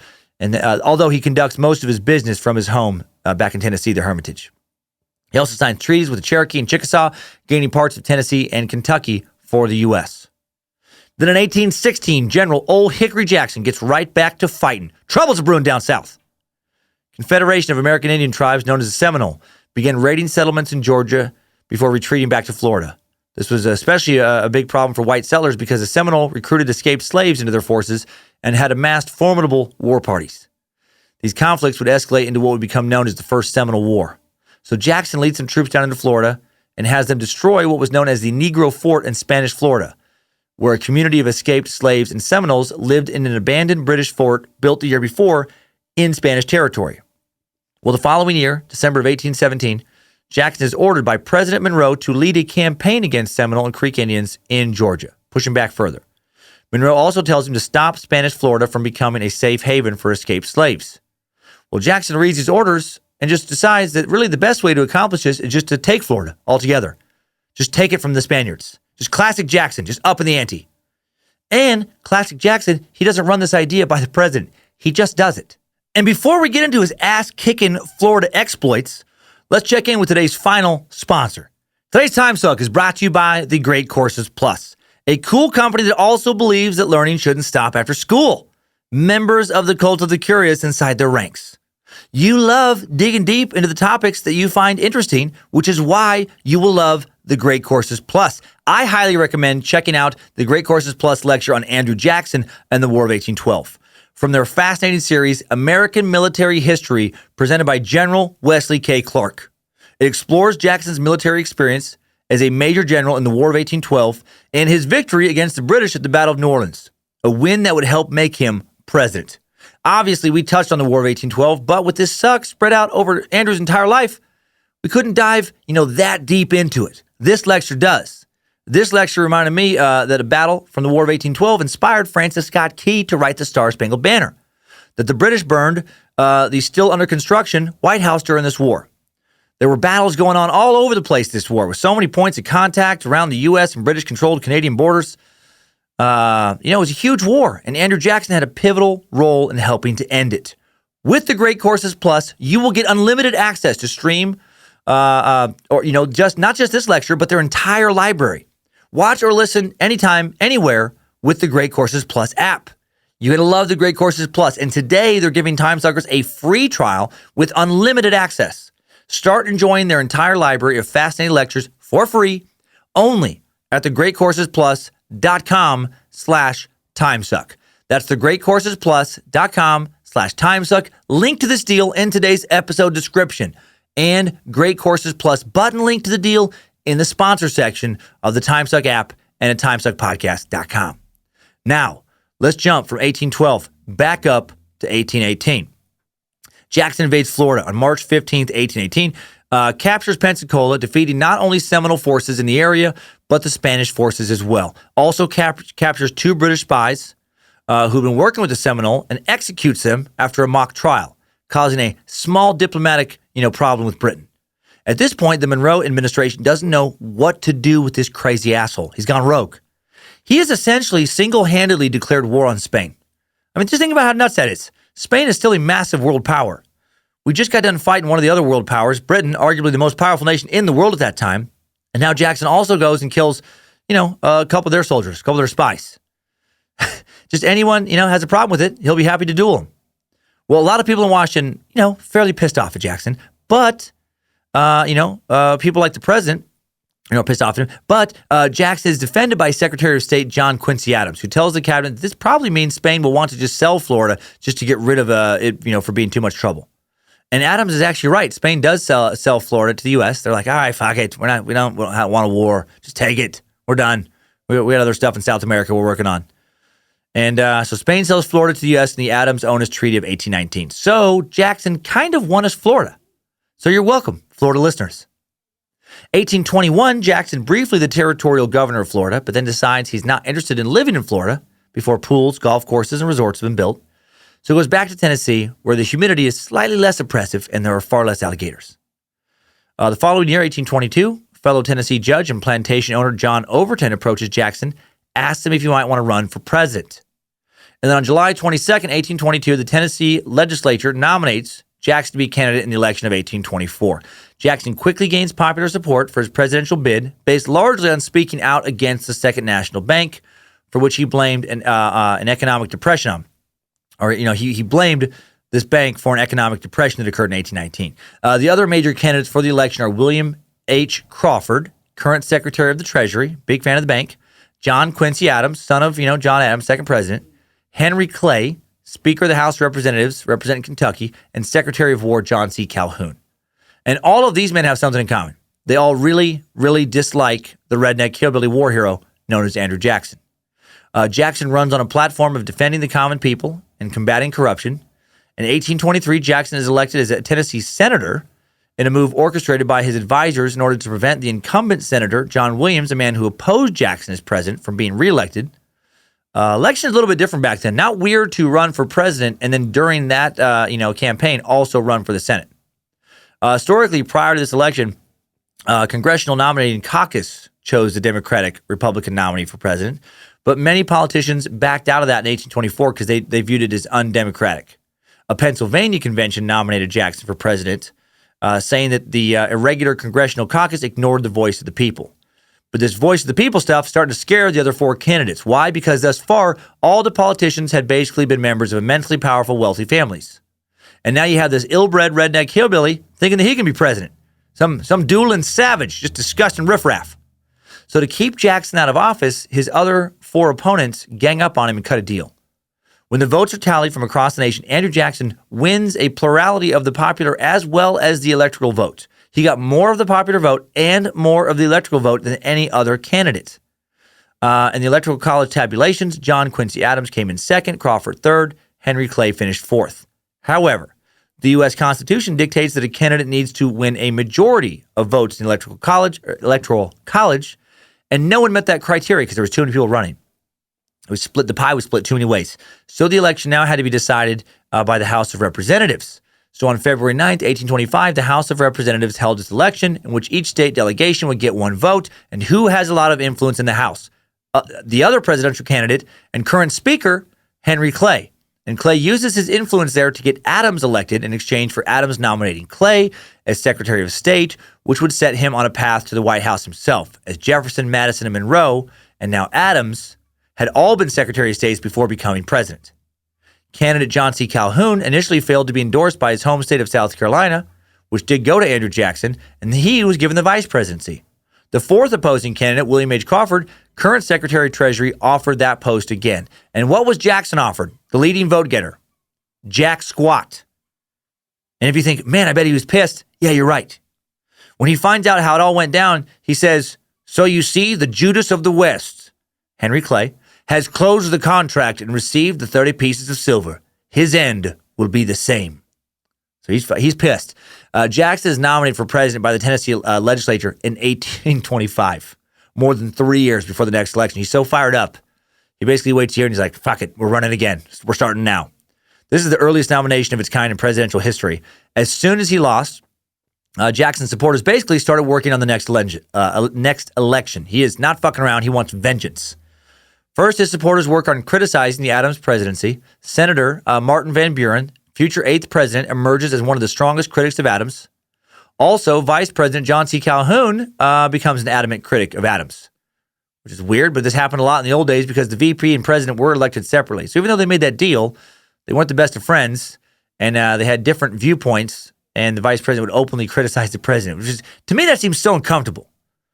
Like you're sitting there, reading the morning paper about how your vice president thinks you're an incompetent piece of shit, and then you have a briefing with that same person that afternoon. Just, dude, what the fuck? Why would you say a monkey would literally make a better president than me? Because at least a monkey isn't quite smart enough to cause the problems that I do. Oh, that? Hey, listen, I like monkeys. I think they're great. So really, is a compliment. Okay, I guess so. And then the next morning, you just read another headline. President so stupid, he thinks vice president's monkey comments were complimentary. Dude, why? Jackson supporters established numerous pro-Jackson newspaper and clubs. People are allowed to visit Jackson at the Hermitage, which is unprecedented. And then he just crushes it in the next election. He wins the election of 1828 with 56% of the popular vote and 68% of the electoral vote. This election is significant, and then it effectively ends the era where of the Democratic Republicans kind of party. And Jackson supporters now become the Democratic Party, while Adams supporters become the National Republicans. So this is where it splits into Democrats and Republicans. This election also particularly dirty. Jackson was accused of executing his own soldiers, being an adulterous bigamist, and even of cannibalism on the battlefield. These accusations come from the Coffin Handbills, a series of pamphlets written by Philadelphia editor John Binns, and it's insane how crazy they got. John Binns, not a big fan of Jackson, wanted Adams to win, took it upon himself to do some mudslinging. Not even modern journalists more interested in ratings than truth would stoop to. Some of the pamphlets took things Jackson did do, just exaggerated and twisted the truth. Others just outright lies. The first poster showcased 6 black coffins at the top of the pamphlet and claimed that Jackson had ordered the execution of 6 militiamen during the Creek War. Another 12 coffins were displayed further down the page to represent regular soldiers and Indians who were put to death under Jackson's command. This refers to the Battle of Horseshoe Bend when Jackson attacked the Red Stick fortification. Roughly 800 of the 1,000 Red Stick warriors were killed in the battle. There was also a drawing of Jackson assaulting and stabbing Samuel Jackson in the streets of Nashville. His face more of an evil Halloween mask than an actual face in the accompanying drawing. This referred to an actual fight between Andrew and a man named Samuel Jackson, no relation, when Andrew did attack him with his sword. However, he was also later found innocent of assault charges because back then you could legally attack people with swords, like they insulted you or something, I guess. A pamphlet published at a later time accused Jackson of committing adultery with his wife. Jackson's wife, Rachel, had applied for a divorce from that previous marriage in 1790. We already talked about that.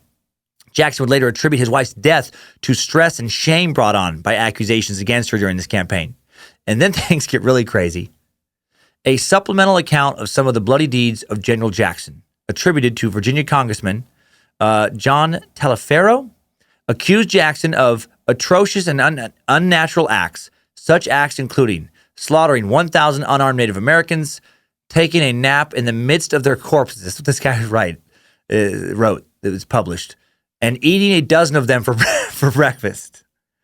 The author went on to speculate about how Jackson might similarly treat American governors and congressmen were he elected president. Fucking ridiculous. Go ahead, vote for Jackson.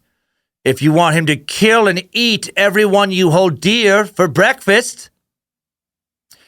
Jackson's supporters got pretty nasty too. They argued that Adams only became the ambassador to Russia because he wanted to frequent whorehouses and served as a personal pimp for Emperor Alexander I, procuring girls to please him. So, wee bit of slander going the other direction as well. Back at the Hermitage in Tennessee, Rachel is experiencing immense physical and emotional pain during all of this. She has chest pain, finds it difficult to breathe. After struggling for 3 days, she dies of a heart attack on December 22nd, 1828, 3 weeks after Jackson's elected president. Jackson had to be pulled away from her body so the undertaker could prepare the funeral. And then she was buried at the Hermitage on Christmas Eve. Jackson never forgave the people who had accused Rachel of bigamy, convinced that they had caused her death. And then a few weeks later, shortly after his inauguration, Jackson walked into the Democratic Press, the paper that published the Coffin Handbills, found editor John Binns and challenged him to a duel. When Binns refused, Andrew slapped him in the face and demanded they fight. When he still refused, Jackson took out a sword he was kind of still prone to carrying, cut him down. He was then briefly charged with murder, but made it very clear he would just pardon himself if the charges were filed against him. 2 weeks later, he would gun down John Quincy Adams on Pennsylvania Avenue in D.C. No charges would be filed here either. It was ruled a fair fight. 10 days after that, Jackson walked into Congress, challenged any man who had maligned either himself or his wife to a duel. John Markham, a congressman from Maine, accepted and was shot down just outside the Capitol building. William Mumphrey, a congressman from Delaware, called Jackson a murderer just loud enough for Jackson to hear him when he shot Markham, and Jackson then shot Mumphrey down where he stood. At that point, two men still bleeding on the ground, their bodies still warm. Jackson unzipped his trousers, unsheathed his penis, waved it around and screamed, "Who wants to suck it?" And then Martin Van Buren, future president, yells, "If it means it will sate your bloodlust, I will do the deed." And then in front of Congress, future president gets down on his knees and sucks the current president's dick. And now you know the real story of an event most history teachers are afraid to tell you, mostly because it never happened. But Mr. Jackson did die, and Andrew was both super sad and angry about it, and I am surprised he didn't kill somebody over this. March 4th, 1829, Andrew Jackson took the oath of office, became seventh president of the United States. Jackson's inaugural was the first one to take place in the East Portico of the Capitol building in Washington, D.C. Presidential inaugurations were moved to the West Portico in 1981. This site was selected in order to accommodate the thousands of people who had journeyed to Washington, D.C. to witness the inauguration of a murdering hillbilly. Jackson played the part of a Democratic hero. He wore a suit of plain black and no hat. His tall figure, gray hair made him easily visible to the crowd. Somewhere between 15 and 20,000 people witnessed Jackson deliver his inaugural address and take the oath of office. Jackson bowed to the people, a symbolic gesture that was the exact opposite of a monarchy, where the people bow to the king or queen. And Jackson blamed Adams for Rachel's death, and the former president was not invited to the White House after the inauguration. So Adams didn't attend the inauguration at all. Kind of awkward. Jackson says, "Thank you all for coming here tonight. I am truly honored. If you'll notice, former President Adams is not here. I assume you know why, but if you don't, it's because that dirty, dealing, cowardly, lying, pompous fuck murdered my wife. If I see him again, I'll run my sword clear through him. Put him on the flame. Have a redneck pot roast. And eat him, since I've already been accused of cannibalism. Now, please, enjoy your dinner." On May 26, 1830, Congress passes the Indian Removal Act, which sanctioned the forcible relocation of Creek, Chickasaw, Cherokee, Choctaw, Seminole tribes to lands west of the Mississippi River. This is what's known as the Trail of Tears, after Jackson signs the Indian Removal Act on May 28, 1830. Allows for the president to have additional powers and speed up the removal of the Native American communities, or I guess American Indian communities. And this would go down as the most controversial policy Jackson would enact while in office, and another reason detractors call for his removal from the $20 bill. I hope to do a full suck on the Trail of Tears one of these days, like slavery, another dark mark on our nation's legacy. This act said that no state could achieve proper culture, civilization, and progress as long as Indians remained within its boundaries. The U.S. government essentially tricked the Cherokee people. Some Cherokee signed a treaty called the Treaty of New Echota, conceding to removal, but the Cherokee that signed were not recognized by the larger group as leaders. The Cherokee were given 2 years to migrate voluntarily, at the end of which time they would be forcibly removed. By 1838, only 2,000 migrated, 16,000 remained on their land. The U.S. government then sent in 7,000 troops who forced the Cherokees into stockades at bayonet point. They were not allowed time to gather their belongings. Most of the deaths from the Trail of Tears came from disease present in the stockades. Then they began the march known as the Trail of Tears, in which 4,000 Cherokee people died of cold, hunger, and disease on their way to western lands. The Cherokee were transferred to departure points at Ross's Landing, Chattanooga, Tennessee, and Gunter's Landing, Guntersville, Alabama, on the Tennessee River, and at Fort Cass, Charleston, Tennessee, near the Cherokee Agency on Hiawassee River, Calhoun, Tennessee. From there, they were sent to Indian Territory, mostly traveling on foot or by some combination of horse, wagon, and boat, a distance of around 1,200 miles along one of three routes. By 1837, the Jackson administration had removed 46,000 American Indian people from their land east of the Mississippi, had secured treaties which led to the removal of a slightly larger number of American Indians. Most members of the 5 southeastern nations had been relocated west, opening 25 million acres of land to white settlement and to slavery. And incredibly, a lot of people, claim that none of that even happened, I guess. There are I had a hard time finding specific examples. I was told by my researcher that there are a fair amount of people out there on the web who don't think the Trail of Tears even happened. I guess there are Trail of Tear deniers. Why not? There's Holocaust deniers. There's American slavery deniers. People who deny anything they haven't seen with their own 2 eyes. And there's people saying a lot of other stupid shit on today's idiots of the internet. Idiots of the internet. Under a video called the Trail of Tears National Historic Trail, posted by NTIRNPS, a user, they call themselves a family channel, this channel, and they state that we do not allow graphic, obscene, explicit, or racial comments on submissions. But somehow, the following comment from the Wilson565 has been left up for 2 years, saying, I can't watch this for more than a few moments. I get so angry, I can't stand it. The president, the MF president of the U.S. ordered the people off their own land. They were driven like animals for miles, only to end up on a useless piece of useless land. This is what the white man is really like. Evil devils. And then user Juanes, fucking something. I swear, just people just fucking mash their keyboard when they come up with their usernames. They're just like, fucking these 7 letters is my username. User Juanes, bunch of fucking nonsense, notices what I do, that racism against white men is, still racism, and posts, that seems slightly racist to me. It does seem that way to me as well. Then user Windstorm 1000 commits a huge pet peeve of mine, posting, if Georgia wanted to give back some of its land free to the Cherokee Nation, ancient wrongs might be righted. I hate the let's give the land back argument in all forms. When the generation who owns the land is not the generation who took the land. How well has that policy worked out for the Israeli-Palestinian situation? Not great, unless you think never-ending violence is pretty great. Just such an easy, kind of like virtue signaling, I guess. Give them their land back. That's a sweet thought. It's a noble thought. Until it's your land. No one who either has worked to buy land or inherited land, that's been theirs like their whole life, just gives it to someone who used to own it because it's like, this moral thing to do. Unless they do so in like their will, maybe when they're going to be dead and they can't use it anymore, or they can financially handle doing so. Maybe, I guess, maybe there's just a few examples of that. Everyone else needs their fucking land and isn't willing to part from what they purchased. And at the end of the day, none of the earth's land belongs in any sacred sense to any of us. It's all been claimed by someone, and then given enough time, someone else, takes it away. Most of it has just changed hands so many times over the years. The whole concept of true ownership is pretty ludicrous. The land of the U.S. only belonged to the American Indians for as long as they could fight everyone else off from taking it. And if the world lasts long enough, someone will eventually take this shit from us. I'm not longing for that to happen, and I hope it's going to happen, but, all of the world's empires have all had one thing in common. Eventually, they crumble. And someone else rises out of the ashes, comes along, makes up some more rules, divvies up the land for some other people.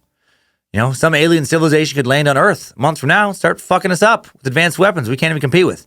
Take everything we want, completely eradicate the concept of ownership for the entire planet. No one is giving anything back ever, Windstorm. That's not the world we live in. Finally, user Linda Poole lets her emotions get the best of her. She posts, I get angry when I see President Donald J. Trump standing by President Andrew Jackson's framed photo in the White House. I imagine President Jackson is burning in hell right now. And the entire Georgia militia and the United States senators who did this to the Cherokee tribe and other tribes. And there is still more room in hell for others living today at their death because hell is surely real. Wow, a lot of hell talk, Linda. You bet, sure. Andrew Jackson's just burning in hell. He's just nothing but an evil piece of shit for signing a document that Congress passed with a majority approval. George Washington's probably down there. Teddy Roosevelt, they're down there. Thomas Jefferson's down there. Every person who did some great things but also did terrible things, they're all burning in hell. Plenty of room, as you said. Every person, had anything to do with slavery or American expansionism at the expense of American, colonialism. Anyone who had anything to do with British imperialism or Spanish, French, Portuguese, Dutch, and so many other, national, conquests. Every person who never fought actively for women, every person of every race and culture to have the exact same rights, every person who ever hated another race or culture of other people. Basically, 99.99% of every human who ever lived, of the human population, just historically, all evil pieces of shit. But not you, Linda Harrison, not you. You're going straight to heaven because you're the best. You're the best around. I'll think about how great you are when I visit the Linda Harrison Museum after, spitting on that nasty old Andrew Jackson Museum. Oh, wait, there isn't a Linda Harrison Museum. I wonder why. Maybe it's because you're just another dirtbag only focus on the mistakes of other people who accomplished, far greater things than your pea brain is even remotely able to comprehend. You're just another watcher critiquing another doer. How easy that must be. Who gives a shit that he was a bona fide war hero, right? Who cares that he helped the U.S. from falling back into British possession? Who cares that he was a successful 2-term president? Or that he loved his wife so much he had to be pried from her corpse? No. Let's just reduce him only to a man who didn't care for the rights of American Indians during a time when that was sadly the norm for U.S. politicians. Did you know that American Indian tribes attacked the community he lived in as a child? Do you realize that the U.S. and various tribes routinely attacked each other? That they were at war? Various tribes sided with the British in the War of 1812. The war he risked his life to fight in. It wasn't all good guys on one side and bad guys on the other, old black and white thinker, Linda. How nice it must be to live life in such simple terms in your brain. Just good guys and bad guys. It's never like that. One nation's war hero, always another nation's villain. Would you fight like Jackson did for something you believe in, Linda? Maybe get out there, duel for your honor? I bet not. And stop with the hell shit, dummy. That's tired. Come on, give it a rest. Give the fire and brimstone a rest. It's annoying. It's not your place to judge, Linda. Read your own book. And then when you're done with that, read a whole shit ton of other books. Learn that blood is spilled by the good and the wicked alike in war and conquest, and the good and wicked are often the same. Not cartoonishly good or cartoonishly evil people. Just regular, gray meat sacks. Sometimes good, sometimes bad. And stop being an idiot of the internet. Idiots of the internet. Okay, I got a full idiot disclosure of myself right now. If this might sound fine, but if it does sound a little off today, my mush mouth is a little higher gear because my body and mind are destroyed. I went on a hiking trip with my son over the weekend, and it fucking almost killed me. I agreed to it a couple years ago. The mountain didn't seem as big as it actually was when I agreed to it, and then I didn't prep at all. Just a jackass. Just thinking like, yeah, who cares that I'm 41? Who cares that I've never hiked ever with a 40, 50-pound pack on my back? Whatever. Just do it. You just get out there and do it. Who cares I don't have hiking shoes? Just put on some old sneakers, get out there. And I literally crawled on my hands and knees the last 100 yards of the climb to get up there. I don't know that my legs have ever been so sore. I feel like I've been beaten. I feel like Andrew Jackson has beaten me. Maybe it doesn't sound that bad. Maybe it's just in my head. But I'm just like, man, I'm just beat to shit right now. So I'm noticing my mush mouth more. Maybe just because every time I'm as I record, trying to lean in a certain way, and it's like every part of my body is sore. It's hard to get even comfortable sitting down. But I'm gonna power. You know what? If Andrew Jackson was here right now, he'd fucking slap me out of my chair, and he'd just sit down and just do the podcast himself. He'd slap me out of his chair, tell me to punch him. I wouldn't. Then he'd slap me again. Then I would punch him, and then he'd just sit here and just speak through the blood. And then afterward, he'd be like, "That's how you do it, you baby." Anyway, I don't even know what I'm talking about right now. July 10th, 1832. Evilest human ever. Andrew definitely burning in hell the most Jackson. Right, Linda? Vetoes a bill that would have extended the life of the second bank in the United States. Henry Clay is running against Jackson in the election of 1832 and proposed the bill in order to redirect focus to the bank in the upcoming election. The second bank of the U.S., created in the aftermath of the War of 1812, had been controversial throughout its life. Many people blamed the bank for the Panic of 1819. Westerners and Southerners felt that the bank in general and its lending policies favored Northern interests. At the end of 1831, Senators Henry Clay and Daniel Webster, supporters of the bank, convinced the bank's president, Nicholas Biddle, to submit an early petition for the renewal of the bank's charter to Congress, thinking that Jackson wouldn't dare veto it and make the bank an issue in the election.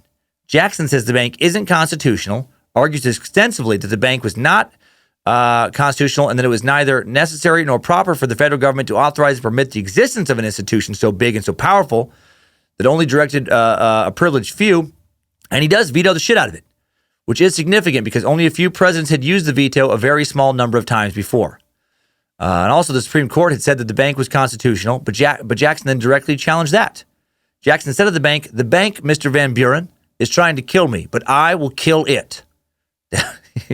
He was a fighter, man. November of 1832, Jackson wins re-election by defeating Henry Clay with 219 electoral votes to Clay's 49. Landslide. Suck it, Clay. That's got to feel good, man. Getting re-elected to the presidency, I would think feels even better than getting elected the first time. Like when you get elected the first time, you're getting elected because people think you will do a great job. When you get re-elected, people are voting for you because they think that you have done a good job. And then to win your re-election in a landslide, king of the world when those voting results come in. On December 10th, 1832, Jackson issues the Nullification Proclamation, which affirms that states and municipalities are forbidden from nullifying federal laws. He threatens to enforce this with the use of federal troops. Senator Henry Clay proposes the Compromise Tariff, which decreases the tariffs rates every year until its elimination in 1842. It's accepted by Congress in South Carolina. South Carolina, the first state that would end up seceding in 1861, already asserting its right to disobey the federal government when it chooses. So Jackson's proclamation and Clay's tariff, these combined are sowing the seeds for the Civil War to occur a few decades later. Fucking Clay, man. Why couldn't he just go away when Jackson whooped his ass in that re-election?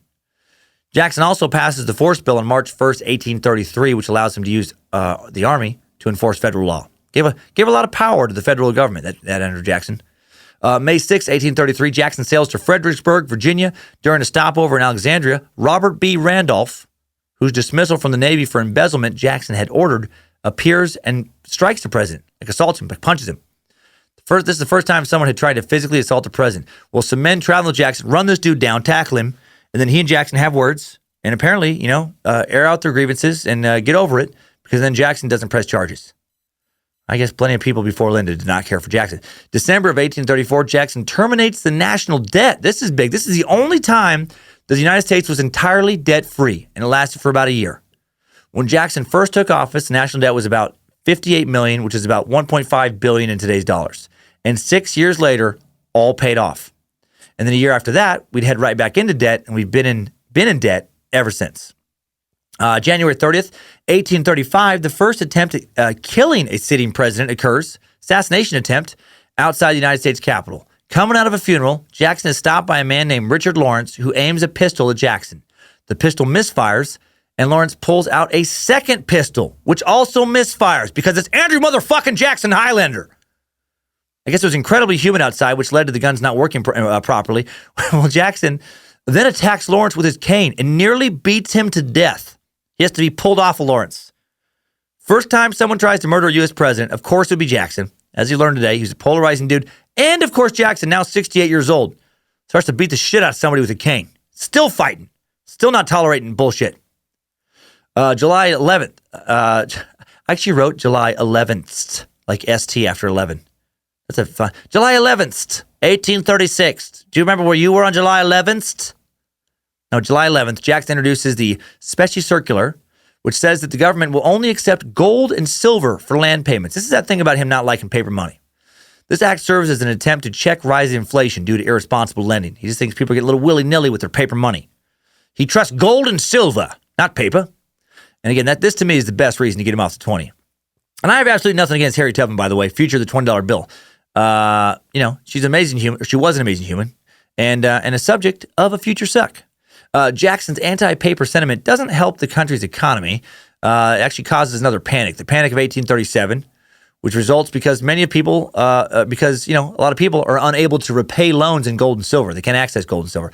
The same year, there's also depression in Great Britain's economy that stops investments made in the U.S., so the U.S.'s national debt increases, the economy goes into a depression, businesses fail, unemployment increases tremendously, and Vice President Van Buren actually was ultimately blamed for all this because, I don't know, he was not a cane-wielding war hero, I guess.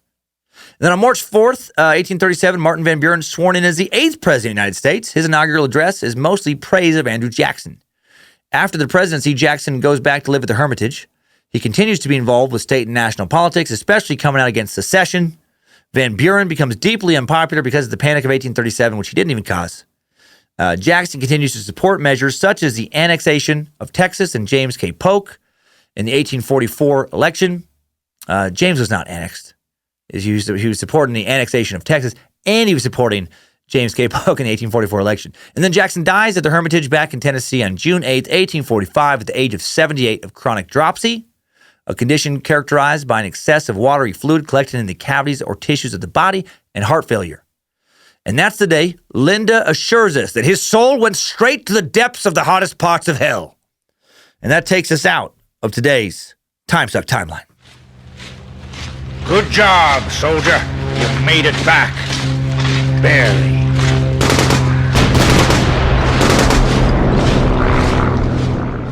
What a life, huh?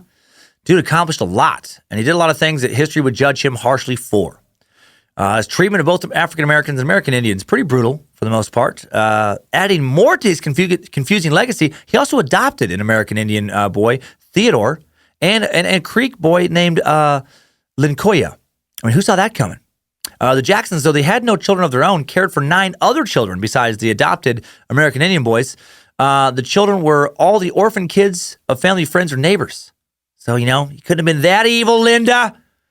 I guess Jackson, he just didn't want anyone else to grow up, how he had grown up, with no family. During his lifetime, he was hailed as the second George Washington because of his military successes during the War of 1812. However, in the second half of the 20th century, historical works about Andrew Jackson turned to focus on his slave owning and policies about American Indians. Who knows how he will be viewed in another 100 years? Let's look back again at how I viewed him today in today's Top 5 Takeaways. Timesuck Top 5 Takeaways. Number 1, Andrew Jackson was America's first redneck hillbilly president. He was the first president born to immigrant parents, and those parents were the looked down upon Scotch-Irish. Number 2, the dude was an undeniable tough son of a bitch. He challenged the most successful duelist of Tennessee, Charles Dickinson, to a fight to the death and won by allowing himself to get shot first, shrugging off a musket ball to the chest and then shooting his man down. Like, good God. Number 3, Andrew Jackson was the hero of the War of 1812 for kicking British ass in the Battle of New Orleans, even though his force was greatly outnumbered by, and his men far more undertrained than their British counterparts. His forces suffered less than 50 casualties to more than 1,500 for the British. Number 4, Jackson lost both brothers and both parents by the age of 14 after fighting the Revolutionary War at the age of 13. He faced more hardship and accomplished more with his life by the time he'd barely hit puberty than I have in 4 decades. Maybe fuck Andrew Jackson is the right sentiment. Number 5, new info. Andrew Jackson had a pet parrot. Seriously. I told this to Lindsay last night, and she was like, no, stop with your crazy lies. And I was like, no, he did. He really did. The bird's name was Paul, originally meant for Jackson's wife, Rachel. But after she passed away, Jackson became the African gray parrot's caretaker. And the bird, one of Jackson's most frequent companions toward the end of his life, had to be removed from his funeral for cursing up a storm and offending everyone. Language most likely picked up from its time spent with the former president. The Reverend William MF'n Normand, not Reverend Doctor, just Reverend, the man who presided at Jackson's funeral, said this about the pet. Before the sermon and while the crowd was gathering, a wicked parrot that was a household pet got excited and commenced swearing so loud and long as to disturb the people and had to be carried from the house. He went on to say the presidential parrot was excited by the multitude and let loose perfect gusts of cuss words. People were horrified and awed at the bird's lack of reverence. Oh, man, what a fun funeral. If we could all be so lucky to have that kind of fun at our funerals. I might have to give me a parrot, in my later years. Maybe teach it a few words. Teach it to say a few things like, what is big deal? So he dead now. No tears. He jerking soft cock in heaven now. Who wants to wrestle parrots? Who wants to wrestle Chikatilo parrots? Timesuck Top 5 Takeaways. Andrew Jackson has been sucked. Fascinating life. One of a kind, man. Big thanks, as always, to the Timesuck team. High Priestess of the Suck Harmony Velicamp. Jesse, Guardian of Grammar, Dobner. I was not able to get, because I'm mountain climber, I wasn't able to get the script to him in time. And you know what? And I missed him on several phrases. I'm like, I think I said that wrong. Jesse would have caught that. Very important team member. Reverend Dr. Joe Paisley, Timesuck High Priest Alex Dugan, the Bit Elixir team, Danger Brain, Space Lizards and Merch Wizards, Access Apparel, Queen of the Suck, Lindsay Cummins. Huge thanks to OG Bojangles Research Assistant Sophie, Fact Sorceress Evans. She killed it again. Very, very sharp meat sack. All these brilliant young lady researchers. I'm excited to see what they're going to accomplish later on in life. But not in a hurry to see that happen, because that means that I get a lot older, and fuck that. So what's up next week? Roanoke, that's what. We go pre-Andrew Jackson in the history of American pre-colonialism. In 1587, more than 100 men, women, and children settled on Roanoke Island in what is now North Carolina. War with Spain prevented speedy resupply of the colony. The first English settlement in the New World, backed by Elizabethan courtier Sir Walter Raleigh. When a rescue mission arrived 3 years later, the town was abandoned and the colonists had completely vanished. What happened to them? Did those big-ass, eye-eating Roanoke recluse spiders get them? Maybe. Probably not, since I made that up. Who knows? So what happened to the members of the lost colony? Why was the word Croatoan carved in a tree? Why is that the only possible clue to their disappearance? Or are there other truths? I don't know. I got to get in there. Excited to suck a mystery this coming week. Now let's hear about what some of you all have had to say this past week in today's Timesucker Updates. Updates? Get your Timesucker updates. First up, Annalise Michelle update, that exorcism episode. From Timesucker Katie Mays, who writes in saying, Dear High King Suckington of Motherfuckington. Ooh, I like that. That was nice. I've been catching up on all the episodes, and I recently finished the one on the demonic possession of Annalise Michelle. Let me tell you about the paranormal fuckery that went down while I was listening. I made it all the way to the part where you played the actual audio from the exorcism. That's when shit started happening. I got through approximately 5 seconds of the real audio when the sound cut out. The timer on the episode was still running, but no sound came out at all. I toggled between play and pause about 20 times with no results. I thought perhaps it was the app, so I paused the episode, closed the app, and started over. Nothing. So then I thought it was my phone. Turned the whole damn thing off and started over again. Finally, the audio was back. Must have been my stupid phone. A bit later, you get to the second piece of real exorcism audio. At this point, I finally heard the first part, and I'm pretty fucking wigged out. You started to play the audio, and the sound cuts out again. I go through the same steps as before with no results again. By now, I'm pretty sure a demon is playing with my phone, or God is trying to tell me to not listen to this demonic bullshit. I turn the volume all the way up to the max during my fiddling. When all of a sudden the audio comes back, I scream like a little bitch and threw the phone across the room. Ha ha! Threw the phone across the room. Took me 30 minutes to get up the nerve to play the rest of the episode. No more demons fucked with my phone. Couple days later, I finally figured out what the hell actually happened. As it turns out, the day I was listening to that episode, my husband was outside washing my car. My phone is paired to my car through Bluetooth. Every time my husband turned on the car to move it or vacuum it, the audio cut out and played in the car.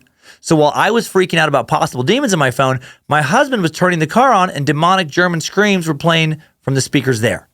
I thought you'd get a good laugh over my paranoid dumbass. Feel free to share if you'd like. Hail Nimrod, soon to be Space Lizard, Katie Mace. P.S. Bog bog, playboy. Bog bog. Ha! Your poor husband. Every time he turns on the car to wash it. Sounds like a pretty nice dude, by the way, washing your car. I'm going to have to make sure Lindsay doesn't hear this episode and expect her car to be washed. And then every time he turns it on, you know, he just hears like, get away from him. You can't even find you. Glad you got it all figured out. Be gone, Lucifina. And where's Chicken Joe been these past few episodes? Feel like he's due for an appearance. I hope he stops by soon. Have a great week, Katie. Thank you for that. And I love that you threw your phone in fear. God, what great coincidence, just for the for the sake of this story, to have him happen to mess with your car in those moments during the podcast. Okay, now we have Timesucker Ryan Wagner talking about doing his best to recover from Hurricane Florence. He wrote in saying, "Hey, Master of the Suck, wanted to drop you a quick hello and just say thank you from Wilmington, North Carolina, on Tuesday after the storm, still in the dark. We lost power on Friday at the start of the rampage and don't look to get that sweet AC lights, cooking stove, or refrigerator back until maybe this Friday, I heard. So hopefully, that would be this past Friday. Hopefully you're back. I usually listen to the show as soon as it's dropped at work in the sweet red classic diesel repair garage of Coca-Cola, but damn, Lucifina blocked the roads and blocked out my cell service until today. Hail Nimrod, he let a sliver of cell signal get to my phone just long enough to download my weekly fix of the suck. And what do you know? It's about electricity. Fitting for sure. But know that listening to your crazy ass made me happy for a bit, despite the storm and cleanup we're all going through down here. I never write in, but as a faithful space lizard myself, oh, thank you. I always read the boards and get a kick out of your stand-up shows and podcasts and have for years. I knew I couldn't make it to the recent Charlotte, North Carolina show a couple months back, but had my girlfriend buy 2 tickets anyway just to support your show. Wow, man. And hopefully spawn a return visit to North Carolina, maybe even a show closer to Wilmington. Well, I'm definitely getting back to Charlotte. Got to figure out the date. I'm getting back. Got to get back to the chainsaw and filling the generators. But thank you for lifting my spirits as always and keep up the great work. Love you, man. Ryan Wagner. We'll love you, Ryan. Glad the suck could be a bit of a pick-me-up during a tough time. Glad to hear you have a generator and a damn chainsaw. I feel like Andrew Jackson would be proud of that. Generator? Chainsaw? No, he's all right. He's a good man. Hope the flooding's going down where you are. I know water levels are actually still rising in some parts of North Carolina, so fuck Florence. And hope you're well.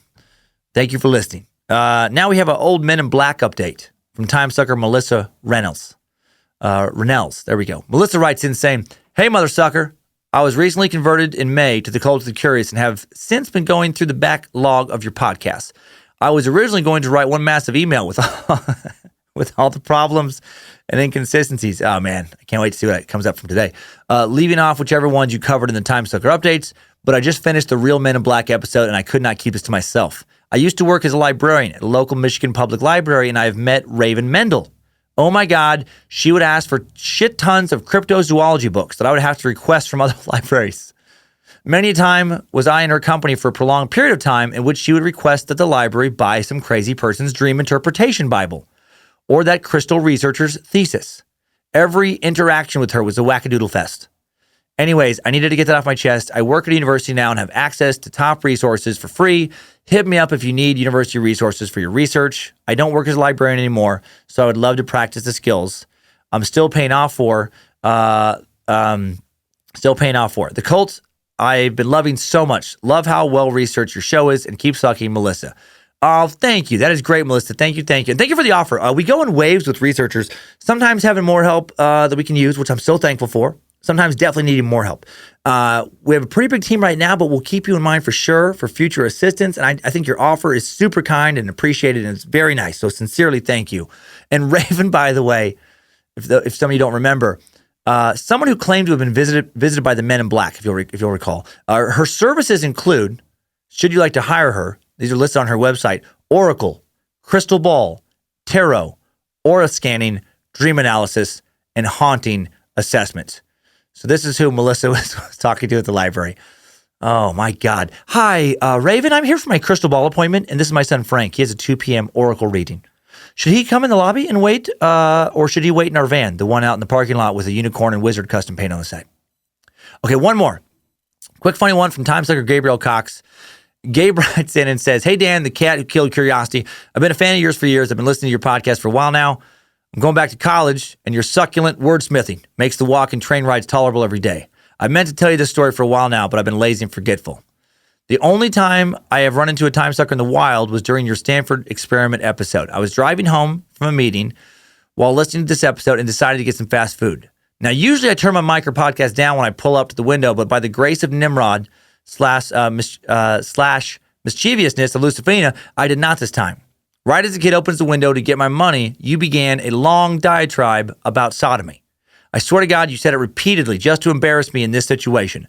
After an excruciatingly long period of staring at each other with your sodomy talk in the background, the kid just smirks and says, 'Timesuck? Nice. I listened to that episode this morning.' He shut the window to get my food, and I laughed to the point of having to pause the podcast so I wouldn't miss anything. Thanks for that. It had been a really long day, and a good laugh was needed. Gabe Cox." Oh, man, thank you for sharing that. That is hilarious. Not a lot of people understand a long comedic diatribe on sodomy. You know, just like sodomy is not for everybody. Neither is joking about sodomy. Some people don't like to hear the word sodomy said over and over. Just sodomy, sodomy, sodomy. But here on Timesuck, we can take just about anything, including sodomy. Yes, that was another sodomy joke. Sodomy and just sodomizing sodomy. Sometimes you take it. And yes, I am saying sodomy a lot right now, hoping to create another possible awkward situation for one of you listeners. Thanks for writing in, everybody. Hail Nimrod. Thanks, time suckers. I needed that. We all did. Well, have a great week, you beautiful meat sacks. Try not to get into any pistol duels. If you do get into a pistol duel, maybe not plan on taking that first shot to the chest. Just because it worked for Andrew Jackson doesn't mean it's going to work for you. And more importantly, keep on sucking.